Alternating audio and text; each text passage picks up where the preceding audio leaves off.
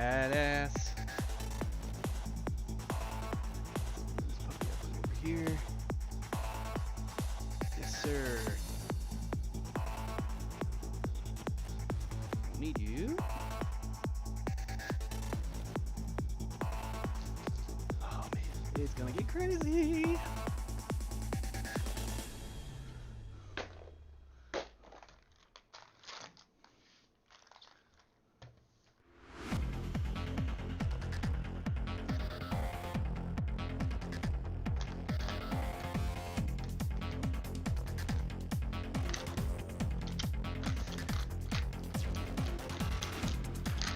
This is gonna be awesome.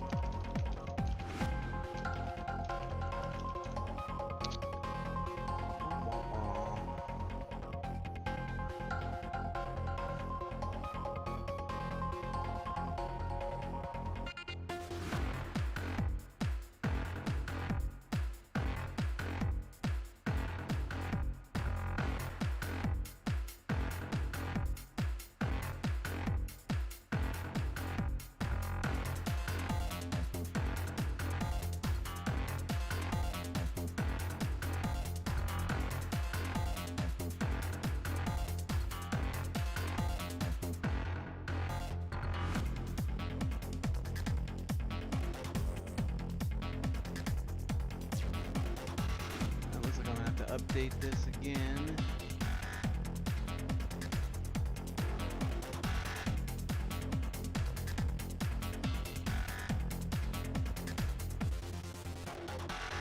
There you go.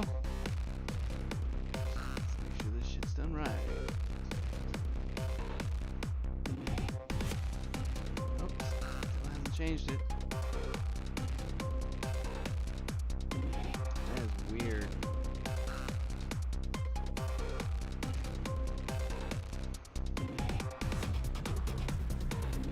That feature doesn't work. Oh well.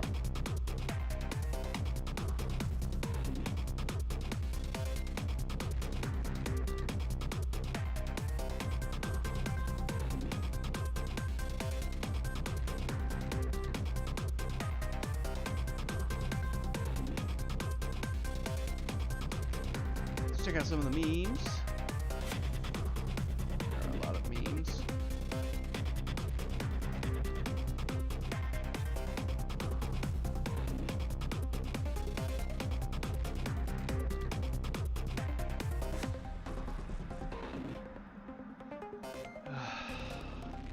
Got some nasty stuff going on.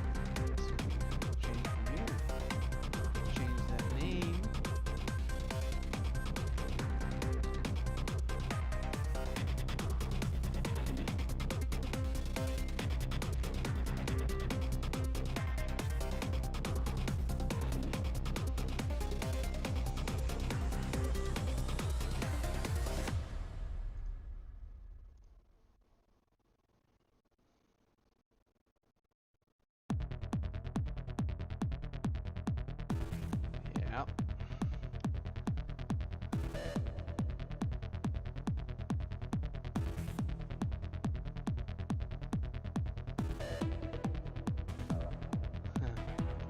You bet. You can tell I've got a shift and a change for what's being pushed out and all that stuff, so gotta get in here a little bit early to find out what's up.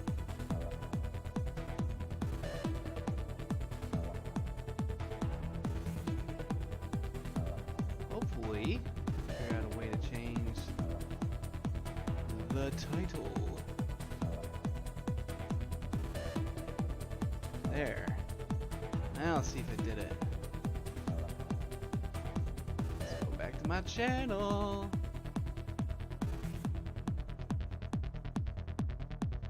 Come on. You can do it.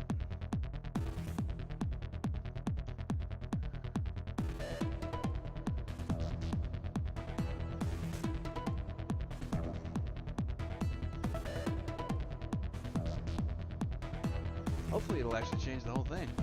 Thanks for stopping in early, Dial. Bye-bye.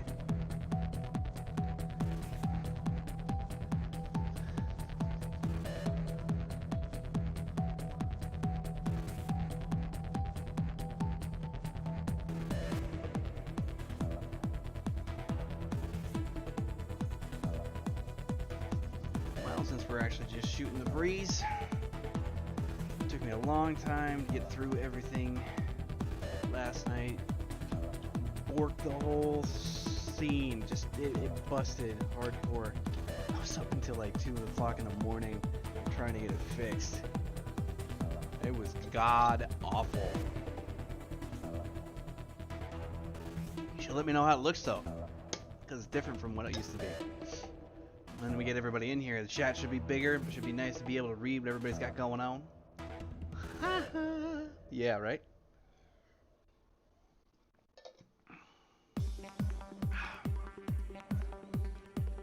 I've got an entire playlist, well, playlists set up and ready to go. Hopefully we'll be able to crack this off. What we got going on? Nice. You can hear the music too, that's good. I didn't realize you could do this, but actually Winamp will allow you to like isolate straight up on the visualization and nothing else. That's awesome.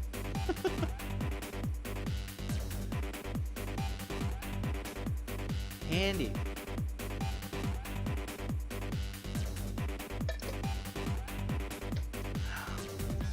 That's how I spend my freaking day, all day. Alright, let's check it again. Maybe the titles went through. Man, I don't know what the problem is. Keeps reading off of Spirit Destiny. We are so past that.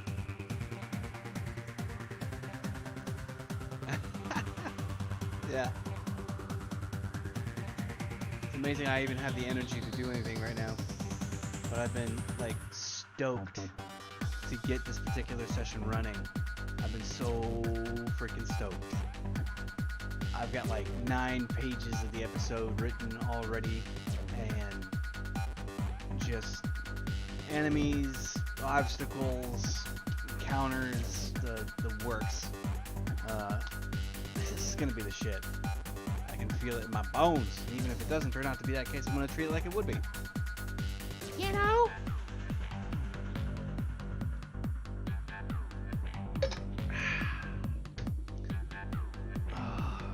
Probably shouldn't be drinking much water. Had a lot of coffee today. Oh, speaking of which, I'll have to grab some whenever I'm not all by myself. All by myself.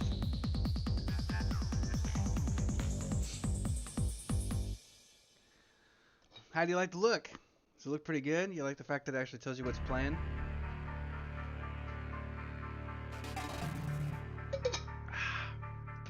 I'm gonna have to shift it to like elevator music in a minute.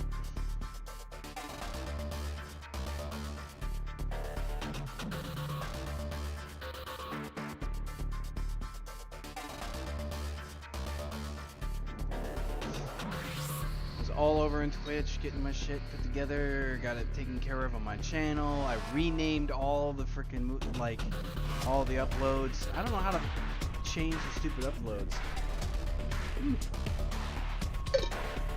Let's do the tech thing and like figure out how to do that.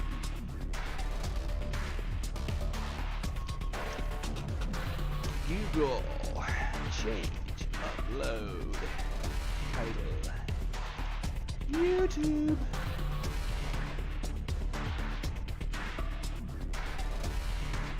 Let's see what it does. Nope. I don't want a video. So you put it? No. I don't want a video.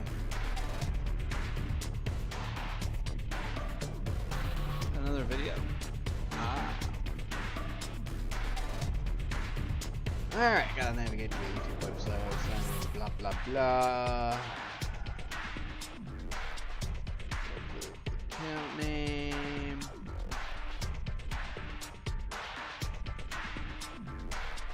You've already uploaded.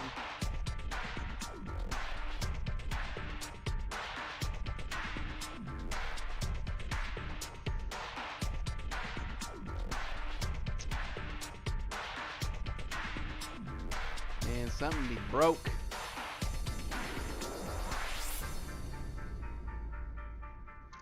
I don't know. I can't get it to switch out of that. I need to make it more generic so I can switch the title around when I'm all done. Ah! For a second there, I was worried that the song wasn't coming through.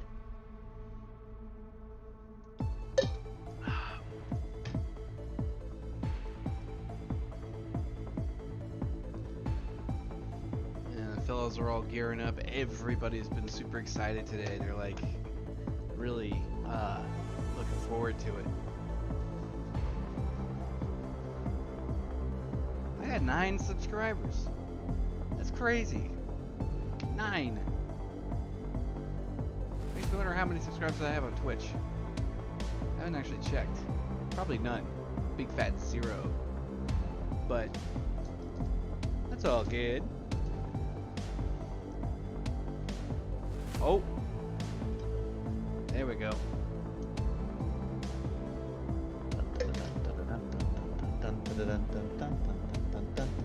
Welcome, sir. It's real.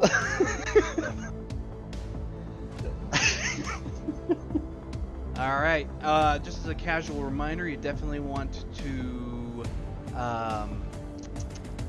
You're gonna want to like turn on the or like go to the stream that's happening inside of Discord so you can hear the music, or at least tell me if you can hear the music or not. You should be able to. Oh, you've been a naughty boy.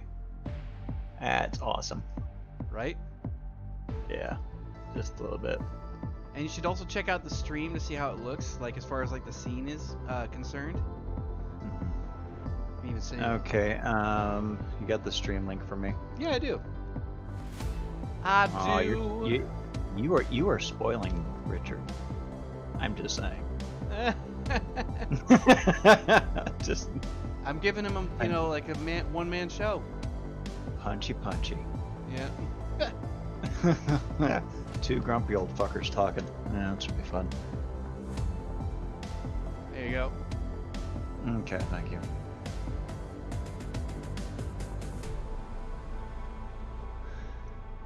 Let me just mute it here. I'm gonna go silent for a minute. Yeah. I love the visualization. Like, it's so much better than staring at like VLC Media Player playlist.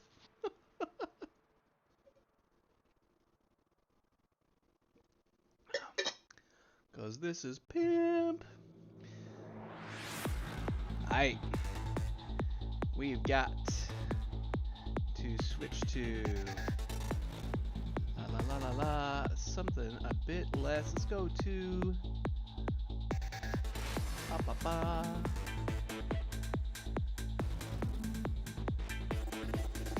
have it here. Oh yes.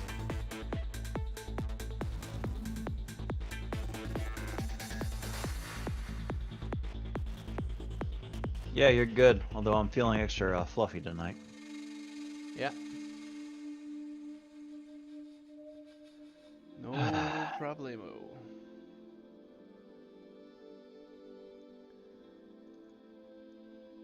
Oops. I swear, for the first time in his life, this camera makes me feel like an uber ginger.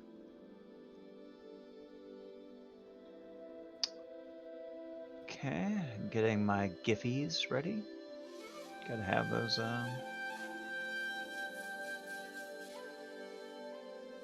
See if it'll feel a flashback or not. That'll still work. Man, those visualizations. I have not seen those in years. I know, they're so fucking badass. Why did they stop doing that with, like, programming? Because then, you know, they did it, then Apple did it for a little bit. Yeah, well, I mean, it, like, scrubs your screen, too, you know? Like, I legitimately miss that.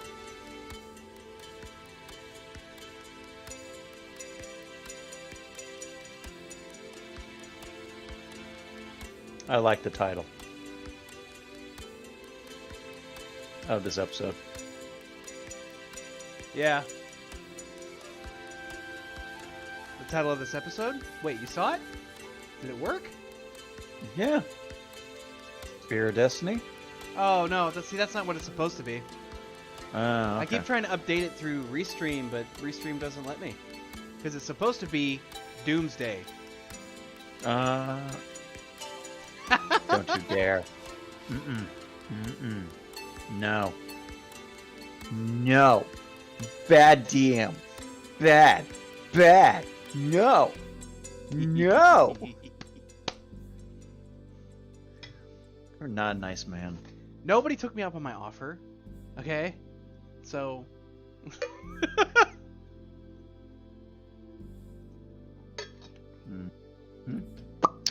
Uh-huh.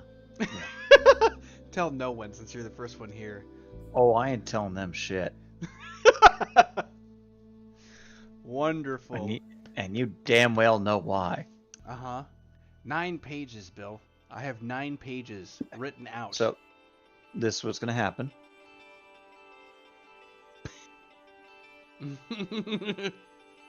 Yeah.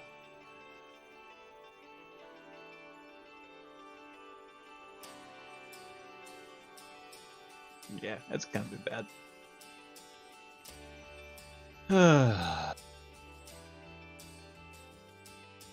Yeah. Interesting day. I'll give you that. Got no effing doubt there. Was up until I don't think I've had a chance to tell you, but I was just talking about this a moment ago. But last night I'm trying to reset up the scene, right? And like if you looked at the since you've seen the stream, like do you like the fact that it's got like the now playing at the top and stuff like that, where you can actually see the tracks and shit? You know, like that's part that's good, and like the background and all that stuff. I was working on all of that last night, right? Holy fuck! I clicked this one button, just one, and I seriously raw dogged every single one of the scenes I had on accident. So the funny thing about OBS and text fields is that if there is nothing in the text field, it pretty much says, here's my ceiling, and I have no floor. It just goes, like, just forever. So even if you only have a window like that wide, it just goes, like eternity. That's how far it goes if there's no text in it. It doesn't know how to handle having no text. I happen to have the I gotta turn this down for myself. Good lord. I had to turn. I had the text field for the original now playing highlighted, but there was nothing in it. And I clicked this button to resize my canvas and so on, but it had that as the selection. So it went. I was like, oh, it's gonna resize it to the source you have, and I'm like, I don't know. And I went yes. And the fucking thing went to 400 pixels by 400 pixels in terms of like the window I could see with, and it expanded the canvas which everything sits on to infinity, meaning that I couldn't touch any of the edges of any of the objects that were in it. So it completely jacked everything up. So I spent the next 3 hours rebuilding the scene from scratch. Mm, Sounds like you had some fun. I Uh, say that. I could have said that I was hating life, but that's not the truth. I wasn't hating life. I was actually really tired and like, what the fuck? But I was actually having an okay time. So, hooray for spirituality. Huh. Well, he didn't like that, so he's not returning. What have I told you about talking about spiritual crap? It drives people away. And they always come back. Right? Hold Now we're just making fun of the situation. Oh, He- the Discord decided it was time to update, so Mm. Isn't that nice of them? Yeah, I was gonna say, Ken, if you want to, you should check out the stream from either YouTube or Twitch, whatever one. But you should look at it and see how I've modified the scene and tell me what you think. okay. I'm interested, especially considering the fact I spent like 5 to 6 hours yesterday trying to get it all worked out. It looks like ass. Awesome! Love that critical kind of behavior. Oh god, I gotta turn you off. Okay. I was gonna say, yeah, you're probably gonna have to blot me out. Yeah, you look good. Yeah, how do you think the layout and the rest of it is? Because it's not the same at all. It's got like a background and it's Yeah, looks great. a lot more immersive in my opinion. Plus, you can actually see the chat. It's not this dinky little numbers. It's too bad that this little shadows like thing doesn't show GIFs going off. I know. That'd be amazing. A little hard to do in such a tight window, though. It'll Oh. just take up the whole space. That's Yeah. all. So, I know Dee will find this funny, but Ken, I introduced my team to Elmo today. Oh, the Lord Elmo. Elmo fire. Yeah. Somebody was saying, like, well, this was an interesting issue, and then I just put the GIF. Yeah.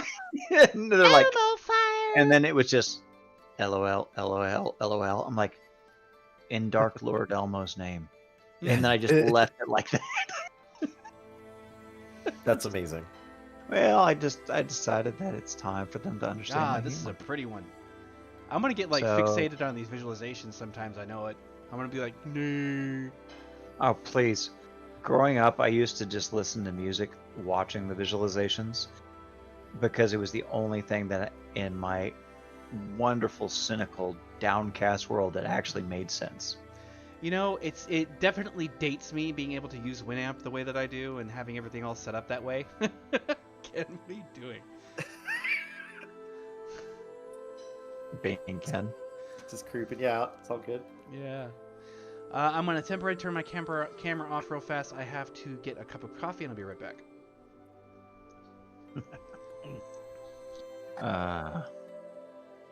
I'm glad that your team is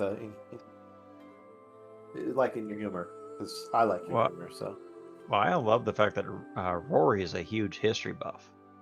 yeah, that's what you were saying, Like right? Matt, he's a massive, low-key historian, and it's You're here about amazing. that life.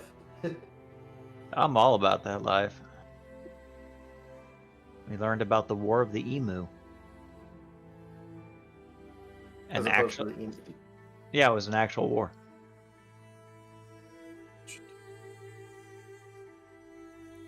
I'd have to open up my because I'm brain dead. I'm just freaking zombified.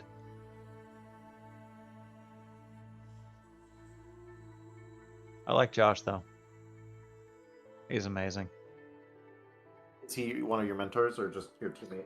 Well, he's a mentor I got with because the other two were occupied with meetings or whatever.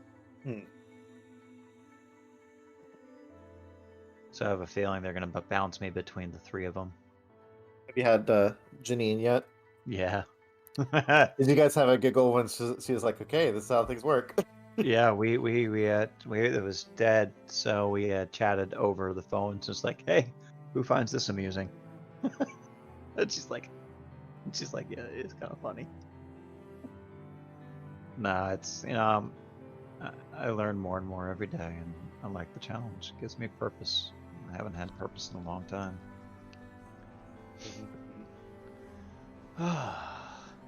And now I have a different purpose. It's called Shadows. Mm-hmm. Surviving. Shadows. So D, are you planning Shadows. on like maximizing the video screen and like showing the trailer to start before we do our like actually start? I mean, I definitely could. That wouldn't hurt. You should do that. What are you talking about? Well, Scott did such a good job with that.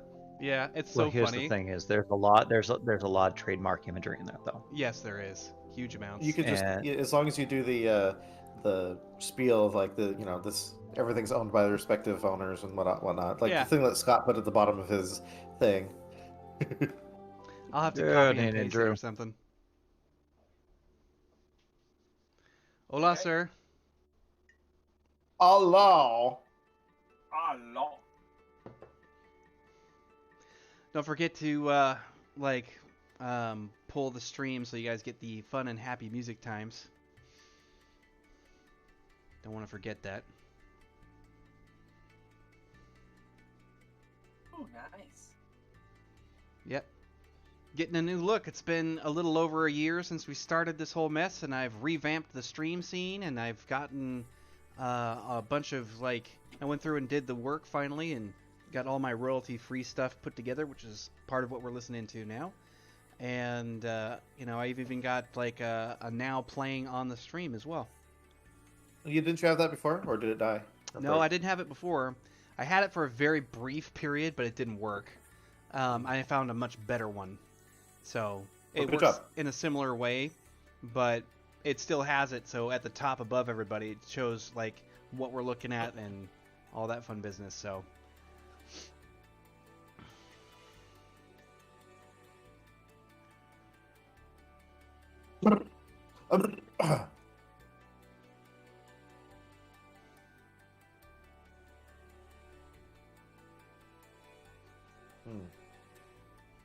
This is really tasty. It's like a milkshake. mm.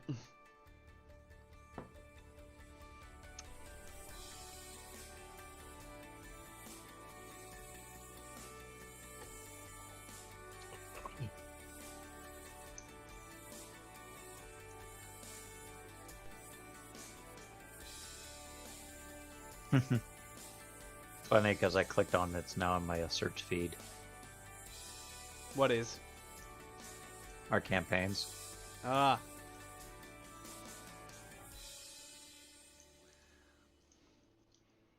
I was just kind of gushing a little bit ago that I've got 9 subscribers in YouTube. I thought that was kind of cool.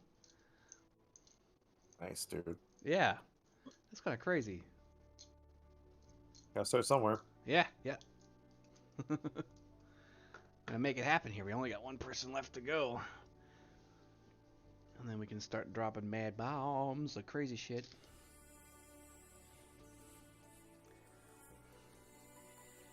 And the best part is we all get to look at fun and fancy stuff while we listen to music too.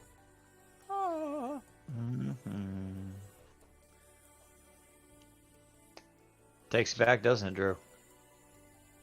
Oh, yeah. Like I said, Music it definitely visual. dates me as well. Because only old farts really watch that stuff. Or really use Winamp. It's got a really loyal fan base. I am definitely one of them. I have not used Winamp in years. Mm-hmm. I haven't I think I downloaded still it have in it a on long one of time. my old computers. Yeah.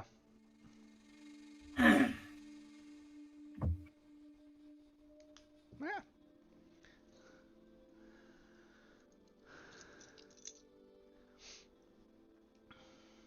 So, Bill, how's the first week turning out? Great. Love it. Love every single aspect of it. Good, good, good. Just Good. brain dead. Is it just me, or does Drew sound like he's in a tin can? Kind of, Tin but he's can. always kind of had that going on since he doesn't have the mics like we do. Oh, you know what? I wonder if my mic's not. It's true. You are a little bit less now that I think about it. Yeah, no, it's gone good. I'll be glad when her schooling's done, so I don't have to drive out to Gresham anymore.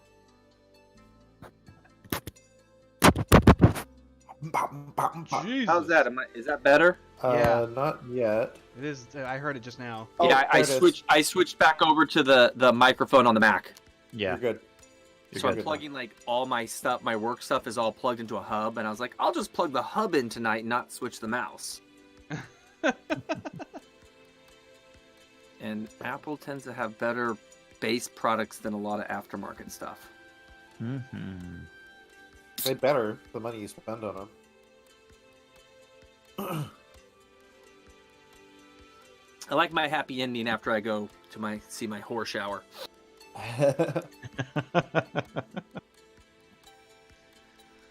Holy crap. So I'm grading supply and demand analysis from my students. I'm sorry, I just died inside. Yeah, exactly. Except I make them do it by predicting future stock prices, and that's how I actually get really good articles about stock picks over the years. And I never have the heart to tell them that I can look at the title of their article and tell them what's going to happen.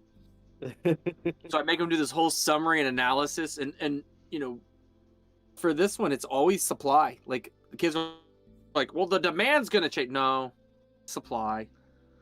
This is about what the businesses are doing. You're wrong. Sorry. And it pisses them off because I can look at their stuff and figure it out in less than 15 seconds what's going on, and it takes them like 2 weeks. Like, I just can't do this. Sorry, guys. That's just a matter of practice. You dog. You need to go. Yeah, it's like when you took math in school. You got high enough in math, they eventually told you, "Oh, hey, by the way, there's a simple program that does all this. You didn't need to actually calculate that by hand."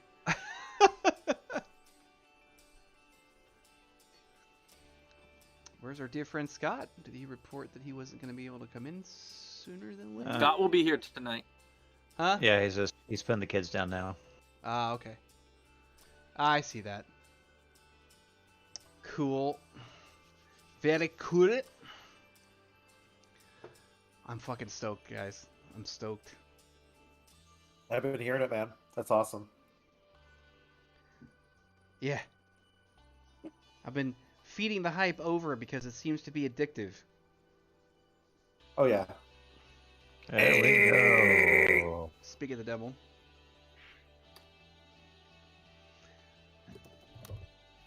And be sure there, Scott, to engage the stream so you don't miss out on the music that I've set aside for all this.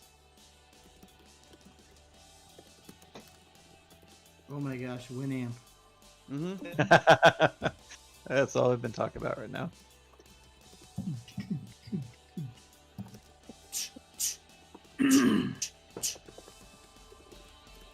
Oh my god. What? Just a meme. Cut my life into pizzas. This is my plastic 4. I'm bacon heavy breathing. Give a fuck if it's crabs or eating.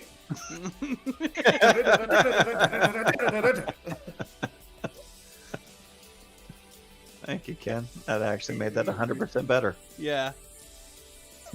I think it could be improved. Who the hell knew, right? Appreciate a good. I felt that was kind of impulsive. I don't know, did that seem a little impulsive to you? Welcome to Riv. That's great, though. All right, let's turn. All right, that's gonna be on- tonight. This week's chapter title: "Welcome to Riv." I hope that's not the case, considering what we're planning on doing. But I think that you should do, before we get started, you should do the trailer. Scott's trailer. And then shout out his channel so that all one viewer can look at it and give him a like. It was amazing. I tried to make my wife watch it, and she rolled her eyes. So I think we're making progress. Yeah. So I got why is that person peeing? I was like, oh, that's true. No, I requested it. yeah, you gotta push it. You gotta push him back this way. It's like you gotta watch these to understand the context. I would do it, but I don't know how to. I don't want to like get sidetracked and trying to like technoize the scene up to make sure that I can make certain everybody can see it. Because I could do it through Discord. Well, you can just put the link in chat and we can all watch it while you stream it. kind of thing. Like we can just watch it together. That's the streaming thing. part's the part that I'm not sure about how to make happen because I don't have a scene set aside for it. Oh, well, How maybe many not. cuts did you have, Scott? How many cuts? How many were the? Yeah, because I saw the first one, and I know you went that and re-edited it.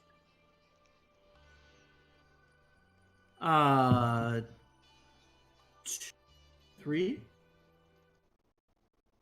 I had the one that I published, and then D gave me some feedback, and I went and did a final. Excuse me. I gotta go talk to children about bedtime. You know, come to think of it, let me while you're Bill's coming doing over. that, why don't I just throw this up into chat so people can check it out?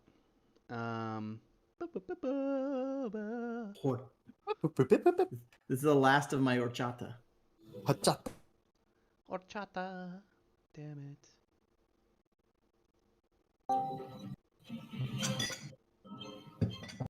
I can hear it's someone watching it. I got it on right now. I'll be pulling.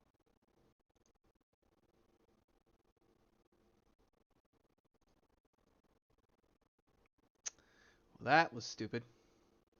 What?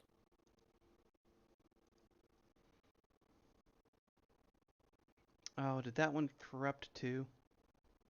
Did you get some videos corrupting or? No, not not that. The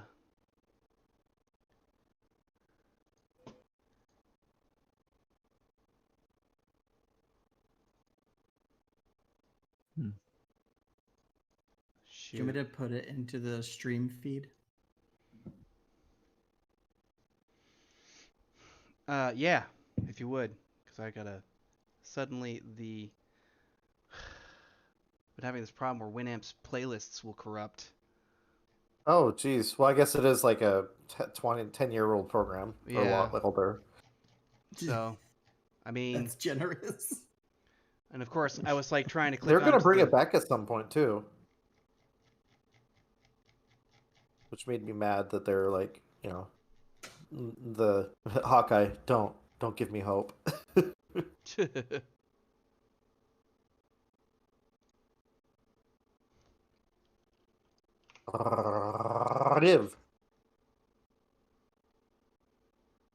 Oh, it sounds so weird when there's nothing going on. There we go.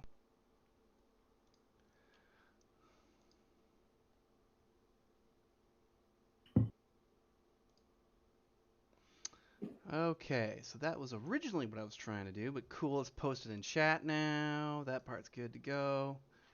Blah, blah, blah.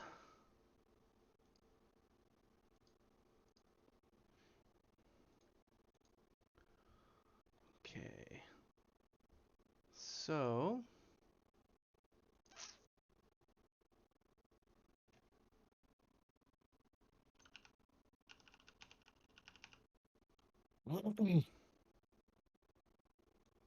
Stop reading politics before I come onto the show. Oh, it's Tucker Carlson's going on. Oh God! Don't even that. You should bleep his name, dude. Don't even give him like any namespace. Oh, you mean the raging fucktard? That's charitable, but yes. Thank you. God, it was just as good as it was the first 2 times. You know what's really hard is cutting a trailer out of multiple other trailers because they all follow the same formula.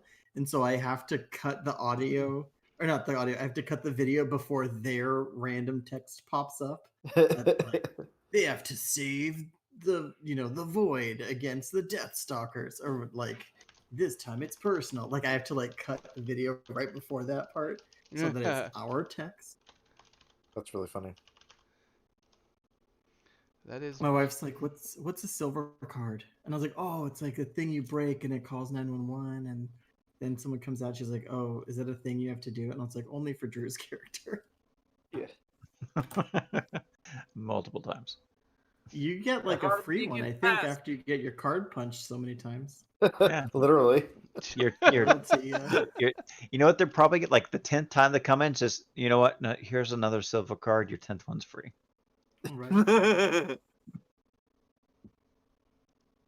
Well, if you think about it, there are many people that go in and out of the hospital all the time and just use it as a way to like regain their liquids, and then they go out and completely destroy their body and then come back into the emergency room.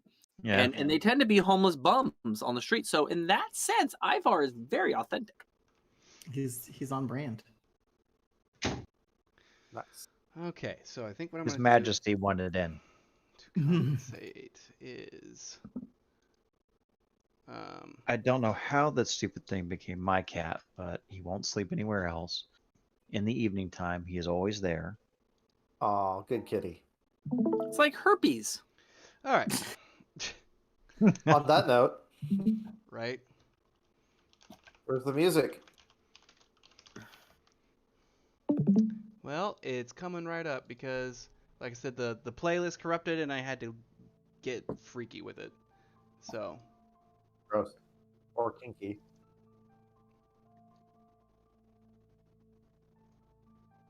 Okay, this reminds me of Secret of Mana.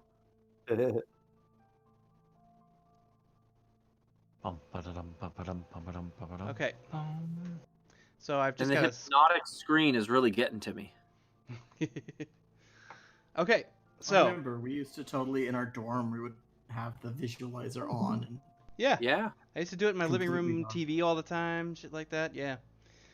All right, so apologies for the delay on that because the stupid thing corrupted. I have to like basically I have to mark the names of the ones that I want to try in my like a snipping tool. So I'm basically just staring at the list and I'll have to rebuild it later.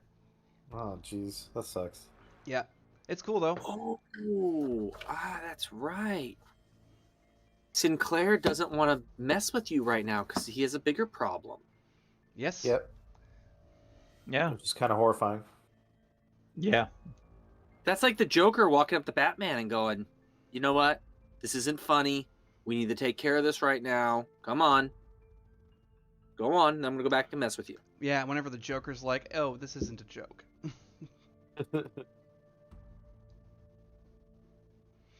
So, I do not know why my camera does this every once in a while. Just like, fails the focus. yeah. Because it's Neff is moving in the background. It's focusing on Neff. Did you try the this thing? Yeah, you're right. It's like autofocused, like too close to you. Mm-hmm. Nev, could you move? Come on. No? Okay. Well, he does think he's the center of attention. All It right. just means that you have an aesthetic right now. Yeah. Oh, it kind of worked. I saw it like start to focus a little bit. Yeah, it'll just eventually gets come back. attracted to the black hole. It's got to lean all the way over here. It's like So when you do the face swap and some shadow in the background swaps your face. Mhm. Terrifying. Except that shadow has a face. So last thing that everybody remembers from last time. So last time we had Sinclair essentially said, through proxy of one of his little minions that John torched so soon after the conversation. Soon after Riv went, At essentially, I brought you here because our interests are aligned. My family will be destroyed if they succeed, and I don't want that. So he basically gave us the information that we need, which means that Copperfield, our primary target, who had come out of his Faustian deal with the devil, is actually somewhere potentially in purgatory, or at least the portals in purgatory. And who is guarding the portal in purgatory but our good friend Avril Thrall, the gatekeeper. We had proposed that we were going to possibly use a backdoor route through the webway so that we don't put ourselves in direct conflict with Avril Thrall and fight our way through purgatory. But that would mean that we'd have to do a favor for, or at least convince, Madame De La Rosa to allow us to have access to complete that mission. We still have not figured out how to deal with Copperfield because we can't kill him outright. killing him outright destroys the entirety of existence. We have to figure You know, out small thing like that. we have to figure out how to convince him or somehow We make need the to see the contract. Yeah, we have to see the contract. We have to find the contract or something to that effect. So we're in this kind of limbo of we're not powerful enough to take on the outsiders. Having Should a we get, building like, dropped on. Instinctive killers sort of situation to take out Copperfield and just take his place? Don't know. Do you think the devil might help us out? I mean, if we can get access to the contract. I mean, it depends on who has the contract. Does the devil does Lucifer actually have the contract still? Lucifer always has his contracts. So what we need to do is we It's a need carbon to copy. what we're kind of discussing is we definitely need to prepare. Yeah, because that's what we were going back to do. Yeah, potentially. Well, So the is puppet. that a good enough summation? Yeah. So the puppet that had relayed the information to you from Sinclair more or less said that Adrian has moved from where he was to somewhere else in search of greater weapons, basically. Like he's found something that's going to give him yet another advantage, one of which we don't want to have. This is Copperfield's first name? Yeah, Adrian Copperfield. Hey, you, Adrian. But of course, once you guys get that information, you've got Douglas, or at least you've got home base coming back requesting the situation report to understand what that was about.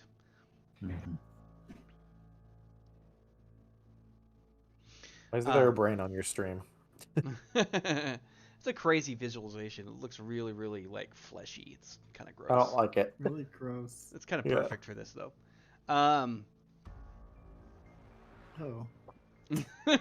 Oh, It's gone now. You can open your eyes.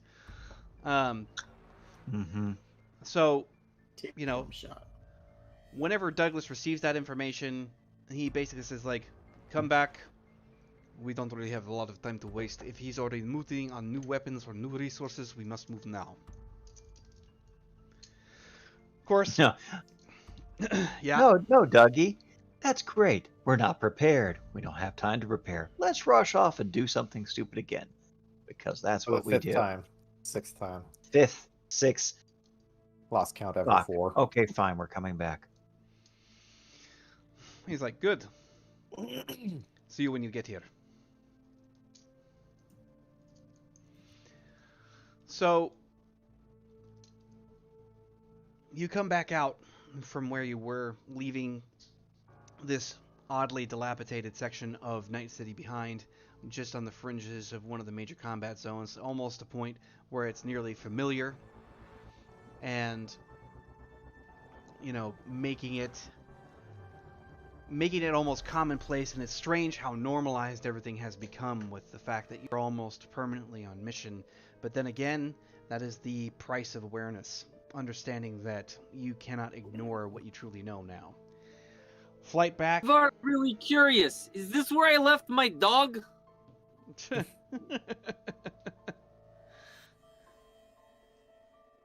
Perhaps he'd like to come with us. We have not brought him out. I need to take him for a walk. No, we don't. Ivor, focus. What is it, John? Trying to find my dog. You can let your dog out later. Who let dogs out? Riv, no encouraging Ivar. All she does is woof.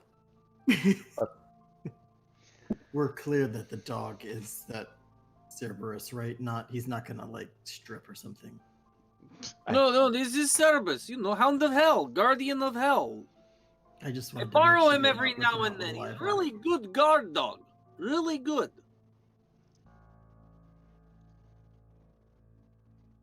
Yes. I mean, I figure if we have to take out Afrothrall, might as well bring Doggy with us. Well, how about you bring out your dog when we need to? But Okay. it's not going to fit in this. And I don't think Alex is really going to appreciate having a gigantic hellhound in the tiny AV. He's Make like, it small. Ivar can make it shrunk. Make it like a toy poodle. Just keep it in a Very Pokeball. Well, I'm going to get on AV and go back to Manor because I'm also interested. John, can you do something about my cool tattoo on my back? Well, I've got a few ideas. But Oh, let's that's get back. pretty cool. But let's get back and see what Douglas wants, because frankly, if it's critical, it's critical, and we may just have to go He's always saying stuff is critical. again, and again, and again. All right. The trek within, like you guys are pretty much in mid-flight. Alex is just kind of like touching the side of his head and trying to like process the ridiculous conversation because it seems to be never ending. But he, it takes roughly an hour in flight, going under radar and the rest of it to guide you back to that manor. And of course, once you get there, you have, Alex escorts everyone in. It's all cooling off, and then you have Douglas requesting that everyone meet in the main dining hall, just because that seems to be better than the war room for now. I think this might be a bit much. Let's try this. When we come in, Barrick's gonna just kind of ping Alfred. All right. And hey, were you able to finish those scans? Could you send them over to me when you get a chance? Start with this for now. Bring it on back. Okay. So, when you guys get back, you've got Alfred coming in. It's like, yes, I was able to complete the scans and run the diagnostic fully through. I have several reports ready, but if you were curious, I can give you a summation. We'll check in after we check in with Douglas. Understood. And of course, you can just hear her in your ear. She doesn't bother to give you a full holographic display, or at least right at the moment she's not. Stepping through the manor, you take the few turns that it takes to get to the that main dining hall, and he's sitting at the end of it. He's perusing over what looks to be several information screen sheets, several pieces of information in screen sheets. He's kind of eyeballing that until everyone shows up, looks up, and he's like, "Let's go ahead and have a seat." So exactly what doom and gloom are you going to be throwing us at this time? Or are you actually going to give us time Alex, to maybe prepare? Alex, vodka, please. If Alex, we're this going to looks- have bad news, Ivar needs bottles. Alex gives like one look over to Douglas at that request, and Douglas just kind of looks up and goes like, "Just do it." And he's like, "God damn it, I'm a bodyguard, not a motherfucking bartender." And all of a sudden, the bastard just kind of pops his feet up on the table and he says, "Oi! I'll take one. Whiskey." Yeah. Bottle service. He just goes over there, As grabs him. Ivar's drinking, Ivar just looks up and goes, "Here's to trying. Rhymes with dying." Yeah, whenever he's grabbing the second tumbler, he's like, "Fuck you too." Like, just basically pours everything out. And Douglas is looking at everything. He's like, "Beric, have you had a chance to actually examine these coordinates or no?"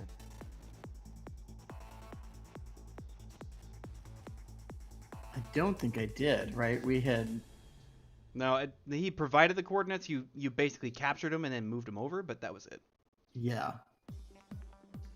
Yeah, because John had me, like, screenshot it. Yeah. You So didn't ping it on your map? I was like, he folds it. He's like steepling his fingers. He's like, "All right, no easy way to say this. While you were on your way back, I've had to negotiate several different points, both with Darksun and a few other private contractors, in order to get you access to where you'll need to be. These coordinates lead to a location here," and he like points to the now holographic map that emerges there at the center part of the table. "This is one of the former sites that we heard only a small whisper about. And it was apparently a convention, something that was being used for, basically black hat technology perhaps, or something else, but new technology was being experimented on. As a result, things did not go well, and has been quarantined. And because of this quarantine, no one's been able to get inside. In fact, the damage is substantial enough that it has required even the own United States government to be involved and prevent people from entering in. Wow, we still have a government. So I mean, Barely.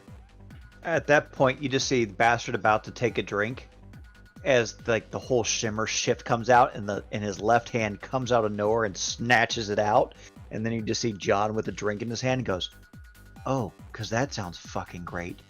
Boom, knocks it back and just goes, "So, why?" Let me guess. No. Copperfield's in there, right? Of course he is. Fuck. We don't have all the specific information. Most of it has been deemed classified, which is always a pain in the ass. But due to our connections with Visile and Mr. Gray, we were able to get ourselves set up to enter and find out more. Luckily enough. Wow. I'm drinking coffee with no fucking goddamn carbonation in it, but I happen to have enough in there to belch. Wonderful. Mr. Douglas, have you been drinking? Fuck! Did you start without us? Yes! Anyway, Yes. so gonna be the end of poor Dougie. you guys are And all they- stressing out, and he's sitting there going like, "Oh my fucking god, Bush Moy, this is stupid." Anyway, but yeah, he's just like, with our current connections, we were able to get ourselves access temporarily. Our security clearances have been granted to be able to investigate this phenomenon that is happening underground. Nothing has been given over any form of communication. It will have to be done on site. You were saying it's a convention, It some was. black hat stuff. It used Are to. we talking netrunners? I mean, Not so much anymore. The original convention was to demonstrate the power of a certain new technology from one of the new up-and-comers, Neurodyne Industries. They had intended to actually bring something to bear, but this had failed. Failed catastrophically. In fact, the new technology has caused all sorts of issues. You might understand that we are going into a location that the US government wants us out of that was once controlled by Neodyne? Like, Neodyne who does not like Ivar? Neurodyne Industries doesn't like anyone. They want to be on the top. They are actually in active private warfare with high dynamite. This is not new news. However, the important thing is that the US government has seized control of this location and has not allowed any corporations to actually enter, which is probably not as hard as it sounds given the fact that it seems to be all of them are cutting their losses. Now, keeping this straight, we don't have much time. I would recommend that everyone prepare for the worst given the circumstances. If your gear is not in good condition, get it replaced. If you have need of anything else including medkits and the rest, it is hard to know what we will be experiencing once you go down. The convention was Do you have held... any more silver cards? No, Ivar, and if you keep going at this rate, I'll lose them all. So, Dougie, I may have some ideas, but I'm gonna need your help. And he kind of looks leerily over to Ivar, and his help too. What do you need from Ivar? I need You to talking use about you. me? Yes, Right? I need Is he to talking use you. about me? Yes, I'm talking about you. I need to use you as a human battery to charge what I want to do. And I will be right I back, feel fellas. cheap. You want to use me? You didn't even say please. If you help me, I will let you go drinking with the bastard. Okay, let's go. Figures. And then Ivar gets really close to John's ear. Bastard! Did you hear what we get to do? And he doesn't even yell. He just kind of gently puts his finger, because he wants to limit contact with you, and just pushes you away. It's like, Grabs a fork and just that's enough. That's enough. come now. Let's go down to Wardroom. We make magic happen. I like the two of the viewers. It's just me and Scott. hey, Gotta get those Maybe numbers Riv up. can help too. Riv, you want to join in? Patting my stuff. don't count as a viewer.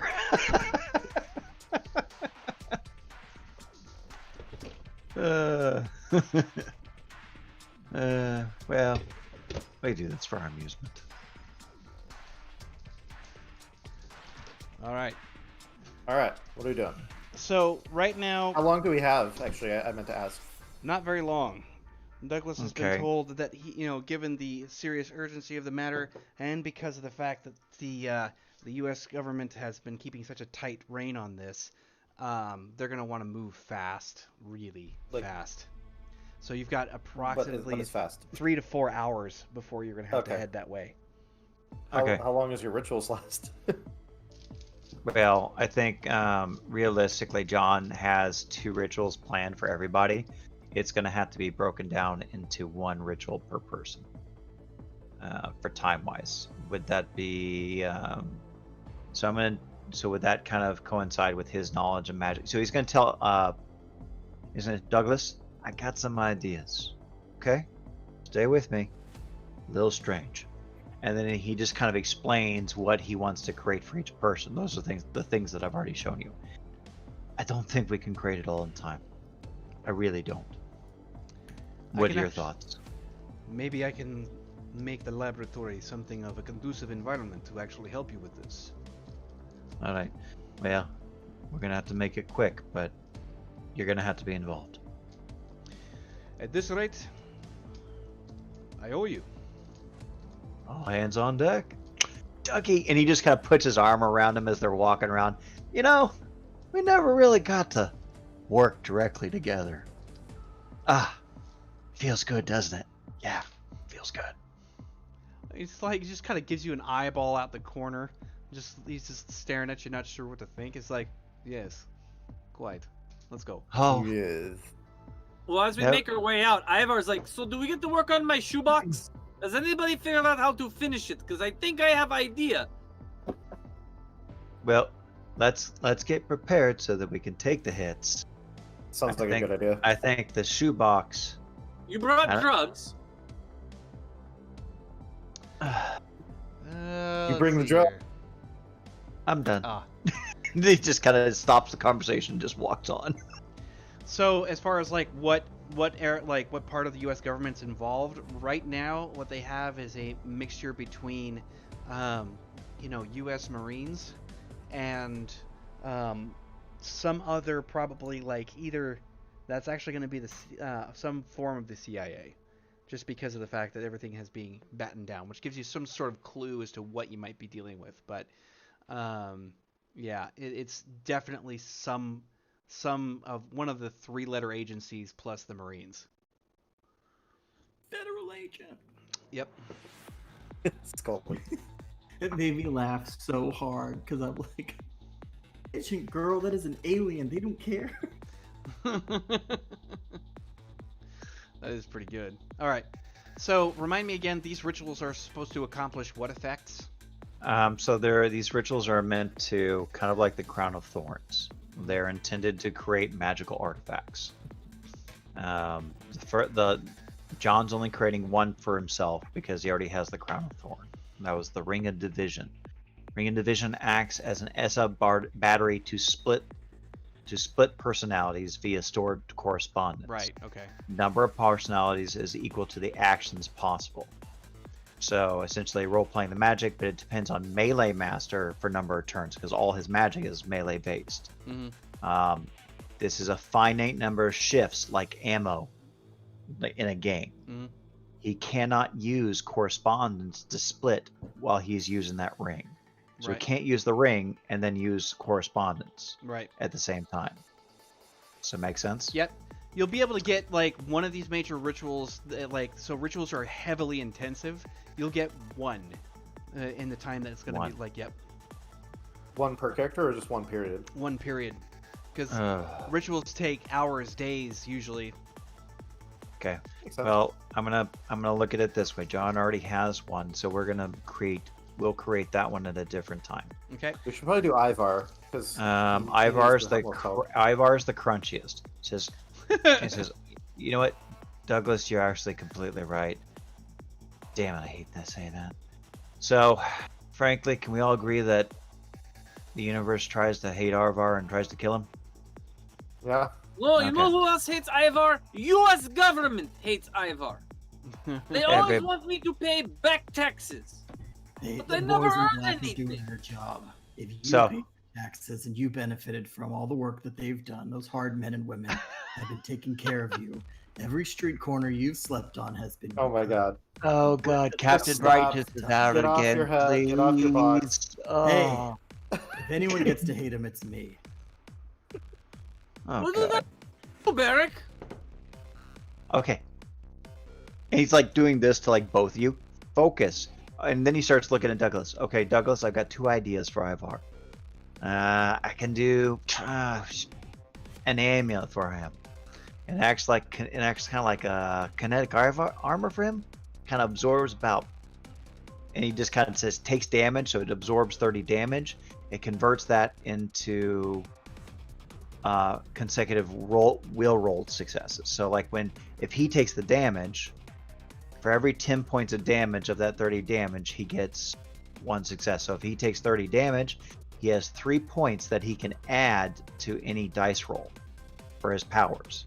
So it's like he takes the damage and he gets 3 automatic successes. Pain converter. Pain converter. Yeah. So it's like it's like a little bit more armor for him on top of everything that he can utilize to kind of stabilize his magic. The second one is more along, it's called the Last Testament. It's like, tattoo, I like that idea. He's like, man, you got something on that tattoo shit. Essentially, it imbues with the living will of the user to act as a focus the will of the user into one-time use of defense shield. Okay, so it has to recharge. So it triggers a will check to negate the damage. So you use your will rolls, and the number of successes that you have over a difficulty 8 will negate the degrees of damage for every success. But you have to make a difficulty at 8. So My voltage shield. He's squishy. So let me get this straight. It's either an offensive weapon or a defensive weapon. yeah, and I think we need to imbue your. Oh, I'm gonna hate fucking saying this. We need to take one of your tattoos, which means I need you to take your shirt off. Yeah, I'm gonna hate myself for this. This is gonna. I was just looking, goes, wait, you said earlier tattoo that I'm using to join 2 arcane forces, and he's saying this as he's pulling his shirt over his head. Like, I found this in the old book, wasn't certain what it did, but it helped me, like, with my reality shift. Shredded. I was just shredded. It's abs for days. No, I was gonna say he turns around and he says, "Look, I even have wiggly rice on my back." No, he's like, see this hair right Oh, here? Magnet. This hair is actually connecting this arcane method. It's like duct tape. So don't move it. And this mole here is the centrifuge I'm using. And he's explaining all the marks on his body that you can see now, like how he was using his arcane forces to create his reality shift. It's like on the back of his back is these tattoos that are explaining how to do reality shift.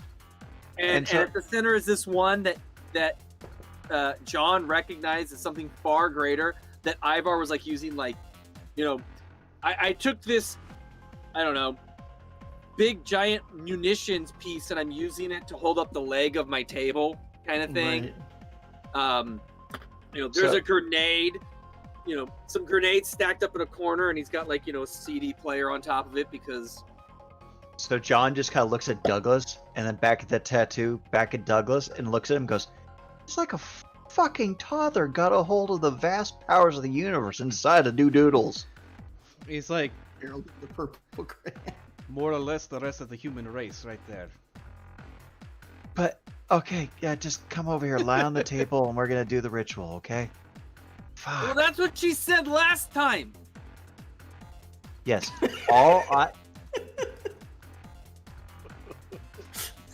Barrick is gonna like a little snark for that.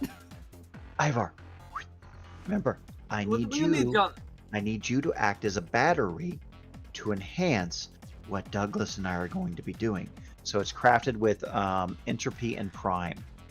You're using like a magic tattoo gun. You're Forms gonna like a- favor Ivar? No, yeah. So basically, as he just kind of Colonoscopy for Ivar? the tattoos. He's like, the tattoo's already there, Ivar. We just need to not touch you, because that's not washing off. And you charge us so that we can imbue what we need to do. Fair? Well, Oh it's my moving to the God. beat. It's moving to the beat. So great, So what great. is my target? What does Ivar need to do? So I'm going to be doing the primary. You're just going to boost me. Got it. What's my So- target? Your target's gonna be 9.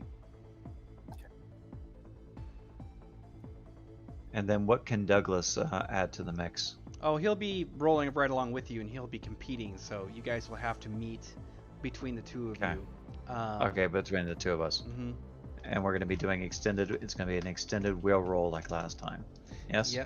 Well, it's going to be an extended roll based on your magic, because you're going to be rolling whatever you've got. Okay. So the 5 Arete, whatever, with whatever. 4. Holy shit, Ivar. Thank you. Ivar's got 4 Damn, degrees dude. to start off. So that's going to be 9d10. Jesus. This is the time Ivar shines. Fail is 1. Target is what? 9 again? 9. 9. 9.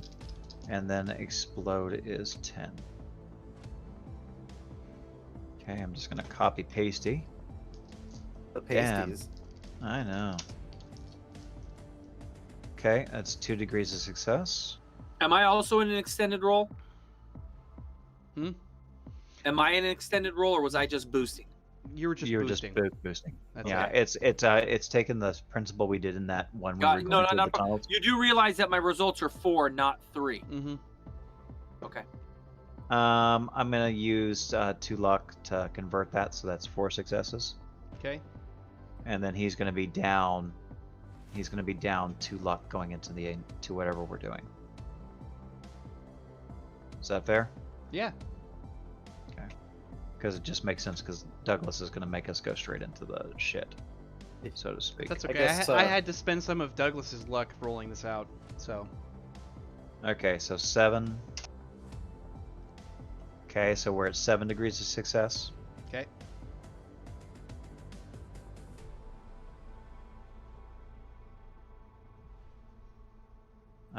6 degrees of success.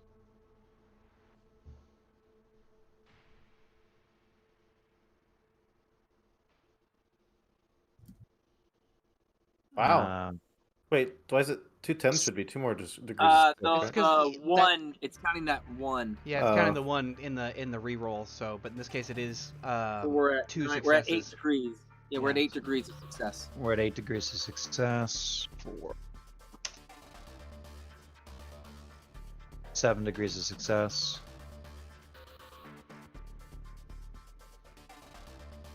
6 degrees of success. Because he doesn't want to use it. I don't want to use my luck too much. In the first 20 minutes. Yeah, right? Well, this is... yeah.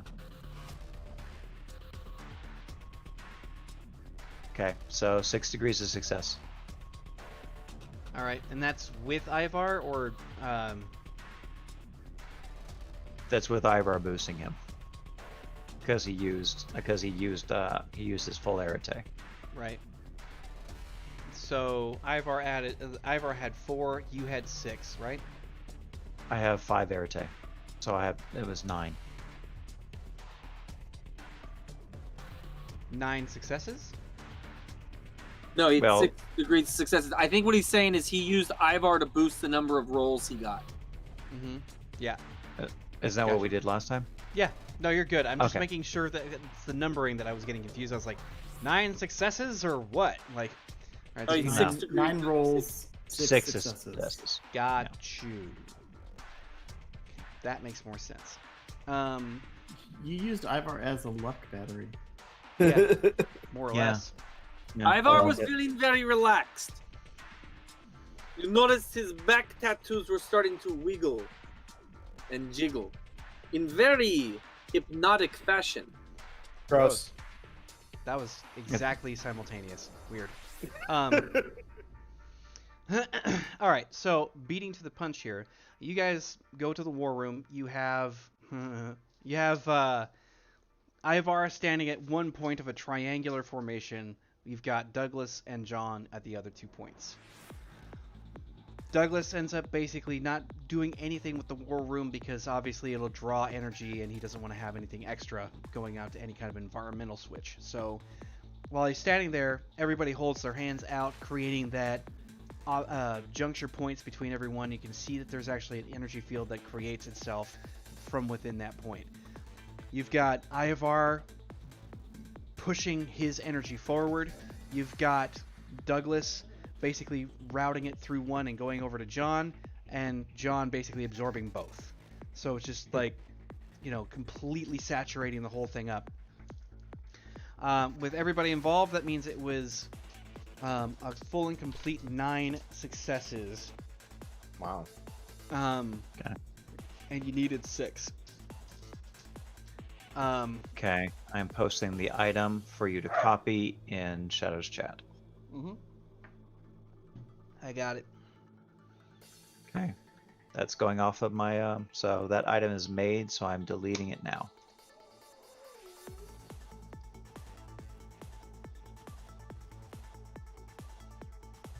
All right, so beautiful news.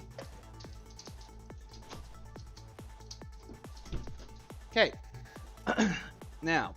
Okay, so to get me understand how this works, so if Ivar gets attacked, he can choose to his tattoo lights up, and he will rolls to basically try and take that damage off. Yeah, so you have a difficulty of 8 to beat, and for every success you get, you can negate those degrees of success as determined by D. Right? So, in other words, you basically get let's say you have that, you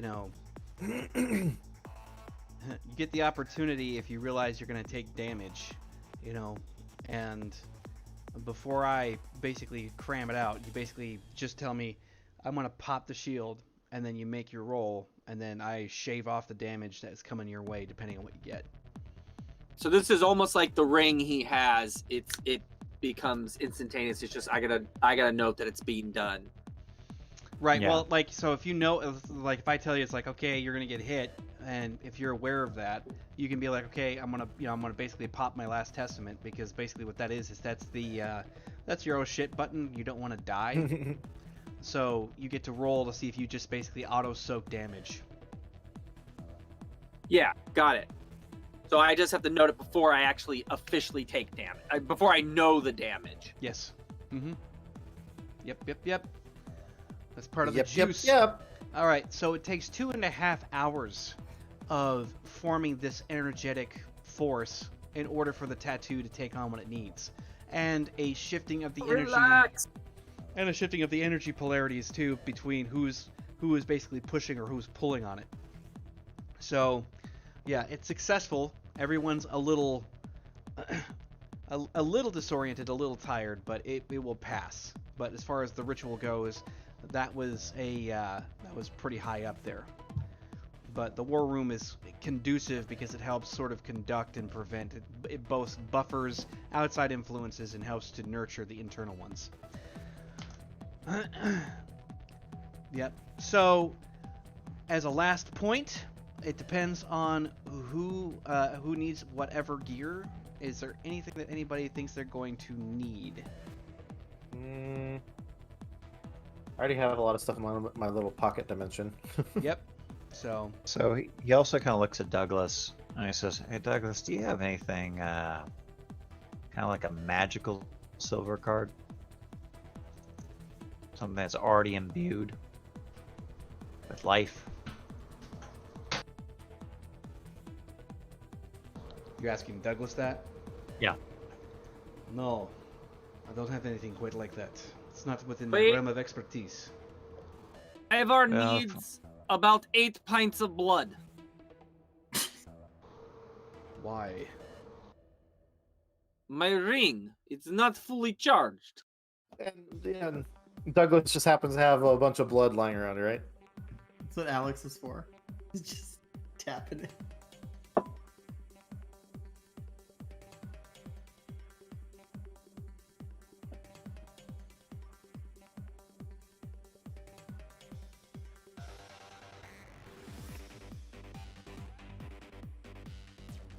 I can't think of Wow. anything for. Yeah. So the he's like, I don't have that kind of blood lying around. I can find out if it can be done though. I think that Alfred had made some kind of strange request of the same nature a while back, but now it makes more sense. I'll see if I cannot get it to you once you are out there on site. You should probably go with the others and check the armory or see if there's anything you might need. Beyond that, we are working on a timetable. Do you have any helmets or anything Ivar could use to buff up his noggin? Like a nice hat. Ivar would like a hat. Buff, I love Night City. right. Buff your noggin. What are you going to make your head do push-ups? Perhaps, but Ivar's head is only 36. He likes to make it so he doesn't, I don't know, like hard hat to prevent the bullet going through Ivar's head. Ivar needs like Cerebro. So he can like expand his Nobody powers. needs to have Ivar's influence traveling worldwide. Oh, what are you talking about? Come on. Sounds good. That's worse than that's like air pollution for your brain. So he's just sort of like, I will see about the helmet. I'll do my best. Do you have You know what? I'll just figure it out myself. And he just kind of he casts out correspondence, and he kind of he blends correspondence and entropy fate together Mhm. to kind of draw himself to something that will aid him. So Okay. he doesn't know, because he's always relied on himself. So he doesn't know what he needs. Okay. So he's going to use his magic, and he's going to let fate and correspondence together, boosted by Prime, kind of find what he needs. Okay. Within Douglas's maze. So what does he need to roll for that? You just roll like a target 7 out of whatever you're going to use for your pool. Okay.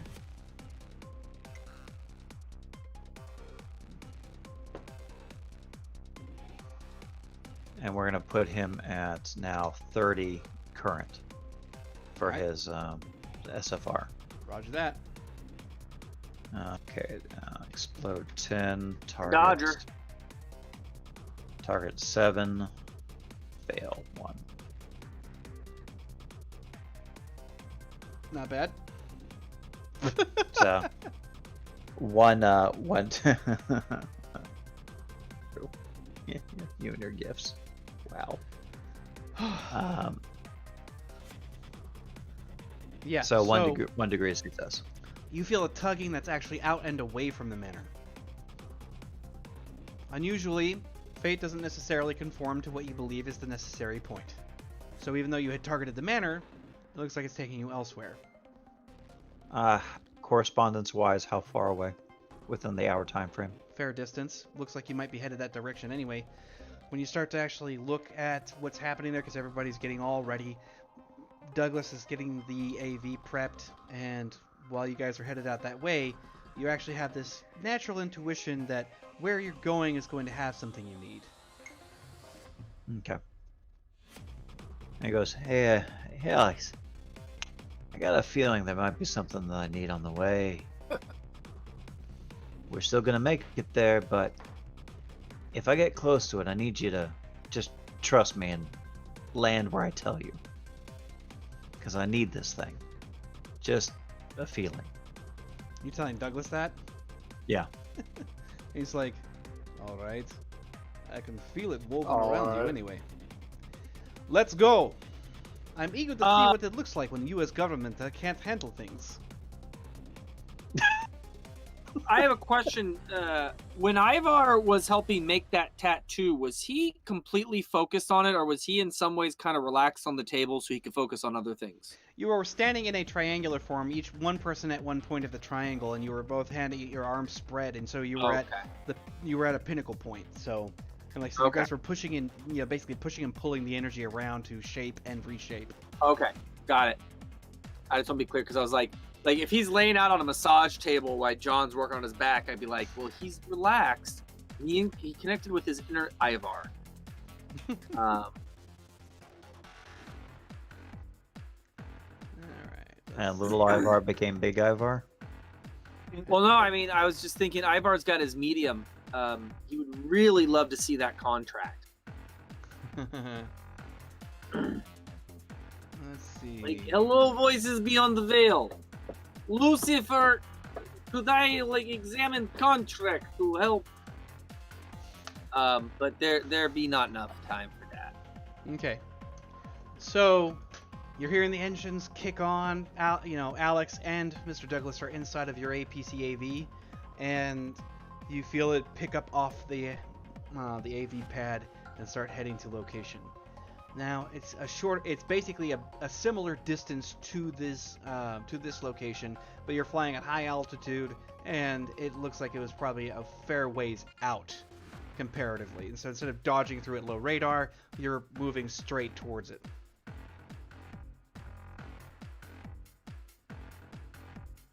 Roger that. So got your message there, Scott, loud and clear. In a brief summation, a lot of these reports are beginning to indicate that you are developing some sort of capacitive circuitry within your own physiology. Sweet. So you're gliding along. Of course, you're listening to your intuition, John. You've got Ivar basically making short mumbles from time to time. Riv is keeping to herself, and so is Barrick. Douglas is kind of monitoring something on a small tablet that he's obviously always infatuated with, and whenever he's moving somewhere or inside the war room or whatever it is that he Are needs you to have playing going on. Candy Crush? I wish. Asteroids. Just your Tetris. dreams, Ivar. He's playing Crush Your Dreams. It's my favorite game, John. Don't ruin it for me. Why would I ever ruin anything for you, Dougie?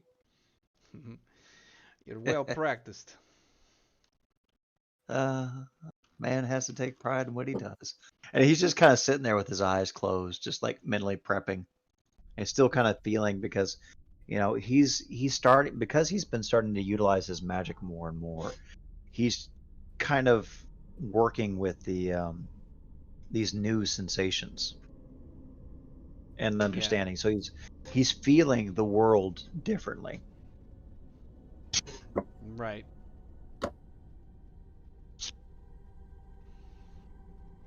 Sorry, I forgot Ivar to charge that loudly for work. whispers to Riv. Loudly. Riv, how are your ruins? Can Ivar touch? No touchy. She's fine. So an hour and 23 minutes pass. Everybody's kind of fixated on the goal. It feels like no one's had a chance to simmer down for even a moment. And it's always one emergency after the next. And this is no different. However, instead of feeling the casual sting of panic, it's calm, despite that. In fact, even with all of everything that's happened up to this point, in some ways, death feels like a nice nap. If it's to happen. Music's perfectly timed as usual. When you're beginning to settle down, the feeling that you're getting, that John receives here, is becoming more intense. And you feel it beginning to land down on sight. When the doors finally crack open, you have a section of Night City that is obviously cordoned off. Looking upward, there's a very limited amount of air traffic allowed. You can see that there are multiple lights all set up and littered and around the area. Makeshift guard posts have been established. There is a building that seems to be the center point, but that is not where your situation really exists. As you are moving out, there is a Marine who steps up, gives everyone a nod, and says this way, and we start to follow him through.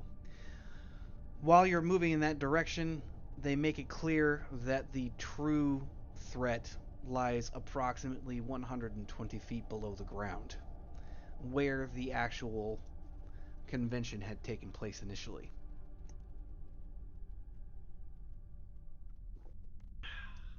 I can't stop myself from smiling, sorry. I got Bill shaking his head.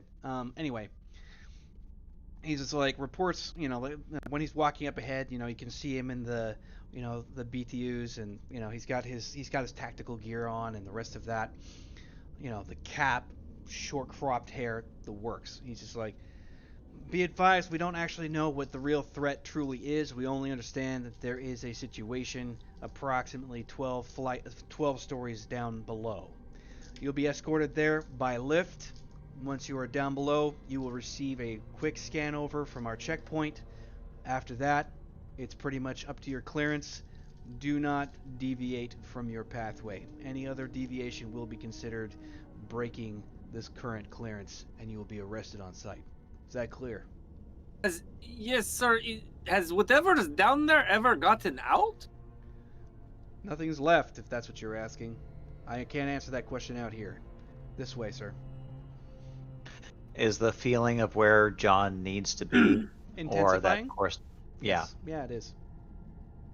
Ivar's very confused right now. Someone just called him sir, so he's very, baffled.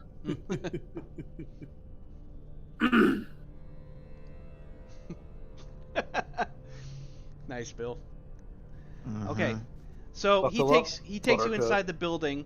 When you guys are moving through, the area here is very strange whenever you're looking at it. Now, of course, from a satellite photograph or anything else that might have been given some proper intel, nobody really had much of a chance to look at it. Now, I would assume Barrick had probably been kind of trying to find more info before arriving, so this will be somewhat familiar to him. But there are large power surges that are being detected in and throughout the various structures and buildings. The power grid is having a hard time struggling. It's actually more like there is some kind of a power drain. Like there's something pulling in energy from the surrounding power grid inside of Night City. And it's being funneled into this location, and it seems to happen often. It's sometimes at higher peaks and then lower valleys, but it's not quite Ivar stable. feel any of this through his occult and Yes, those who are actually magically inclined, which is pretty much everyone, can feel the deviation. Something here is extremely off.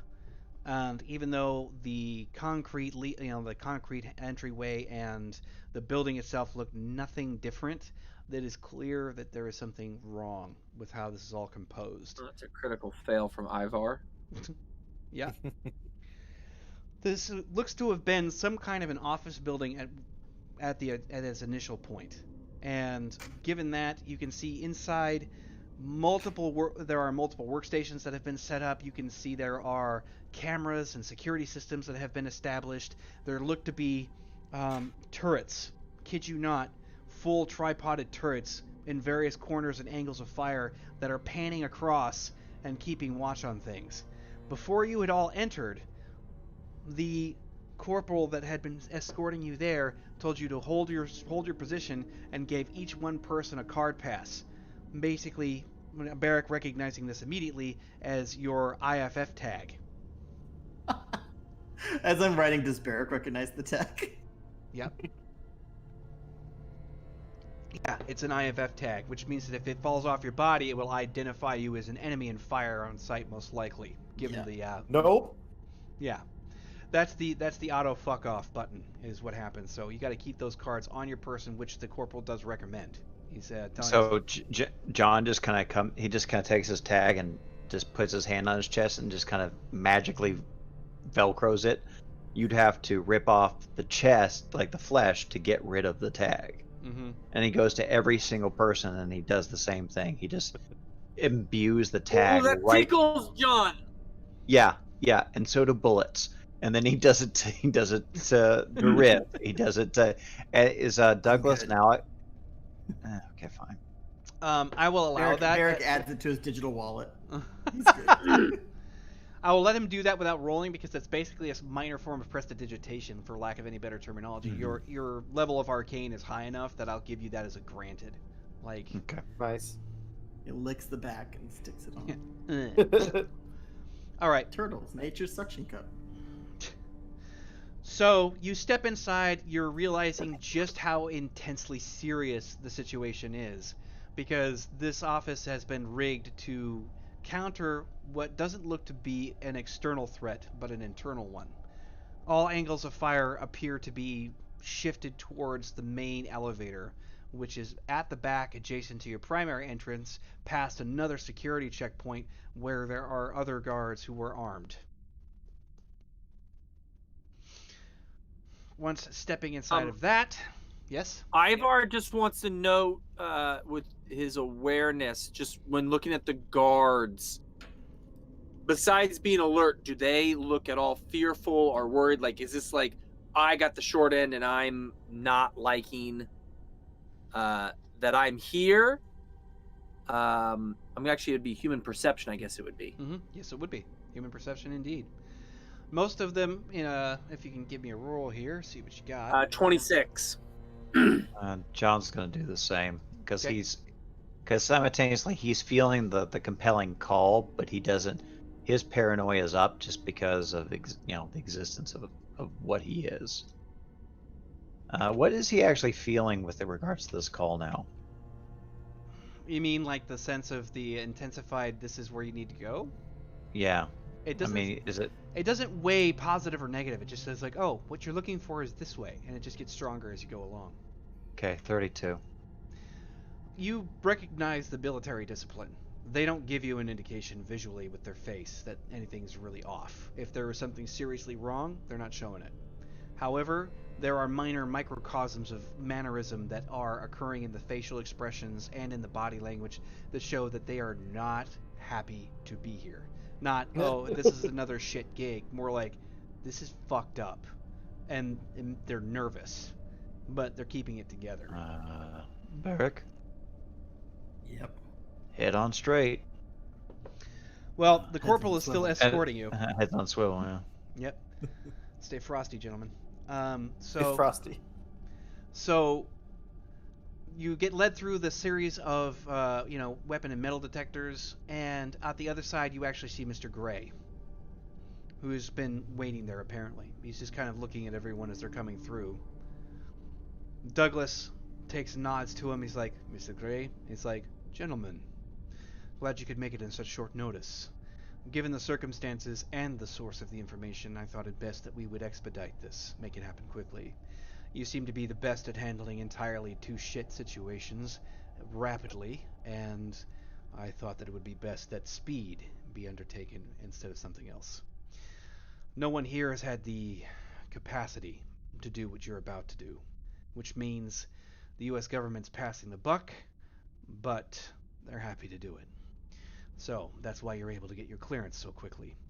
As soon as we actually get to a point where we can make some real noise, let's go to the lift. The corporal just nods, and you can see that he stops at the elevator, and after like having it open up, he's like, "This is where I stop. My clearance doesn't allow me to go any further. Take the elevator down to the basement floor, level 12. You should be able to be escorted from there by the lower group." So John just kind of looks at Mr. Gray and says, "So why exactly are they nervous as shit?" You'll see. Mr. Gray, have you been down here before? He's like, "No. But I can understand the kind of situation that you're about to walk into, and I don't envy it whatsoever." Well, I'm grateful that you came to be with us in this clusterfuck. If you haven't noticed, the entire world seems to be in that whole thing, except for it's more concentrated here in Night City. I've been able to find out a slight reason why. And of course, he stands back as everybody files into the elevator. The doors are beginning to close. The corporal turns on his heel and walks back out from through the security checkpoint. And then you feel the elevator starting to descend. It's larger. Everybody fits into it pretty easily without too much trouble. But Mr. Gray's looking up and identifies the cameras in the corner. He's like, right now, it seems that there is actually a certain flaring of various ley lines and nexus. It's a problem.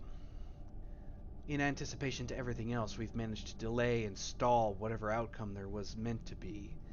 But even I am not capable of foretelling future too well.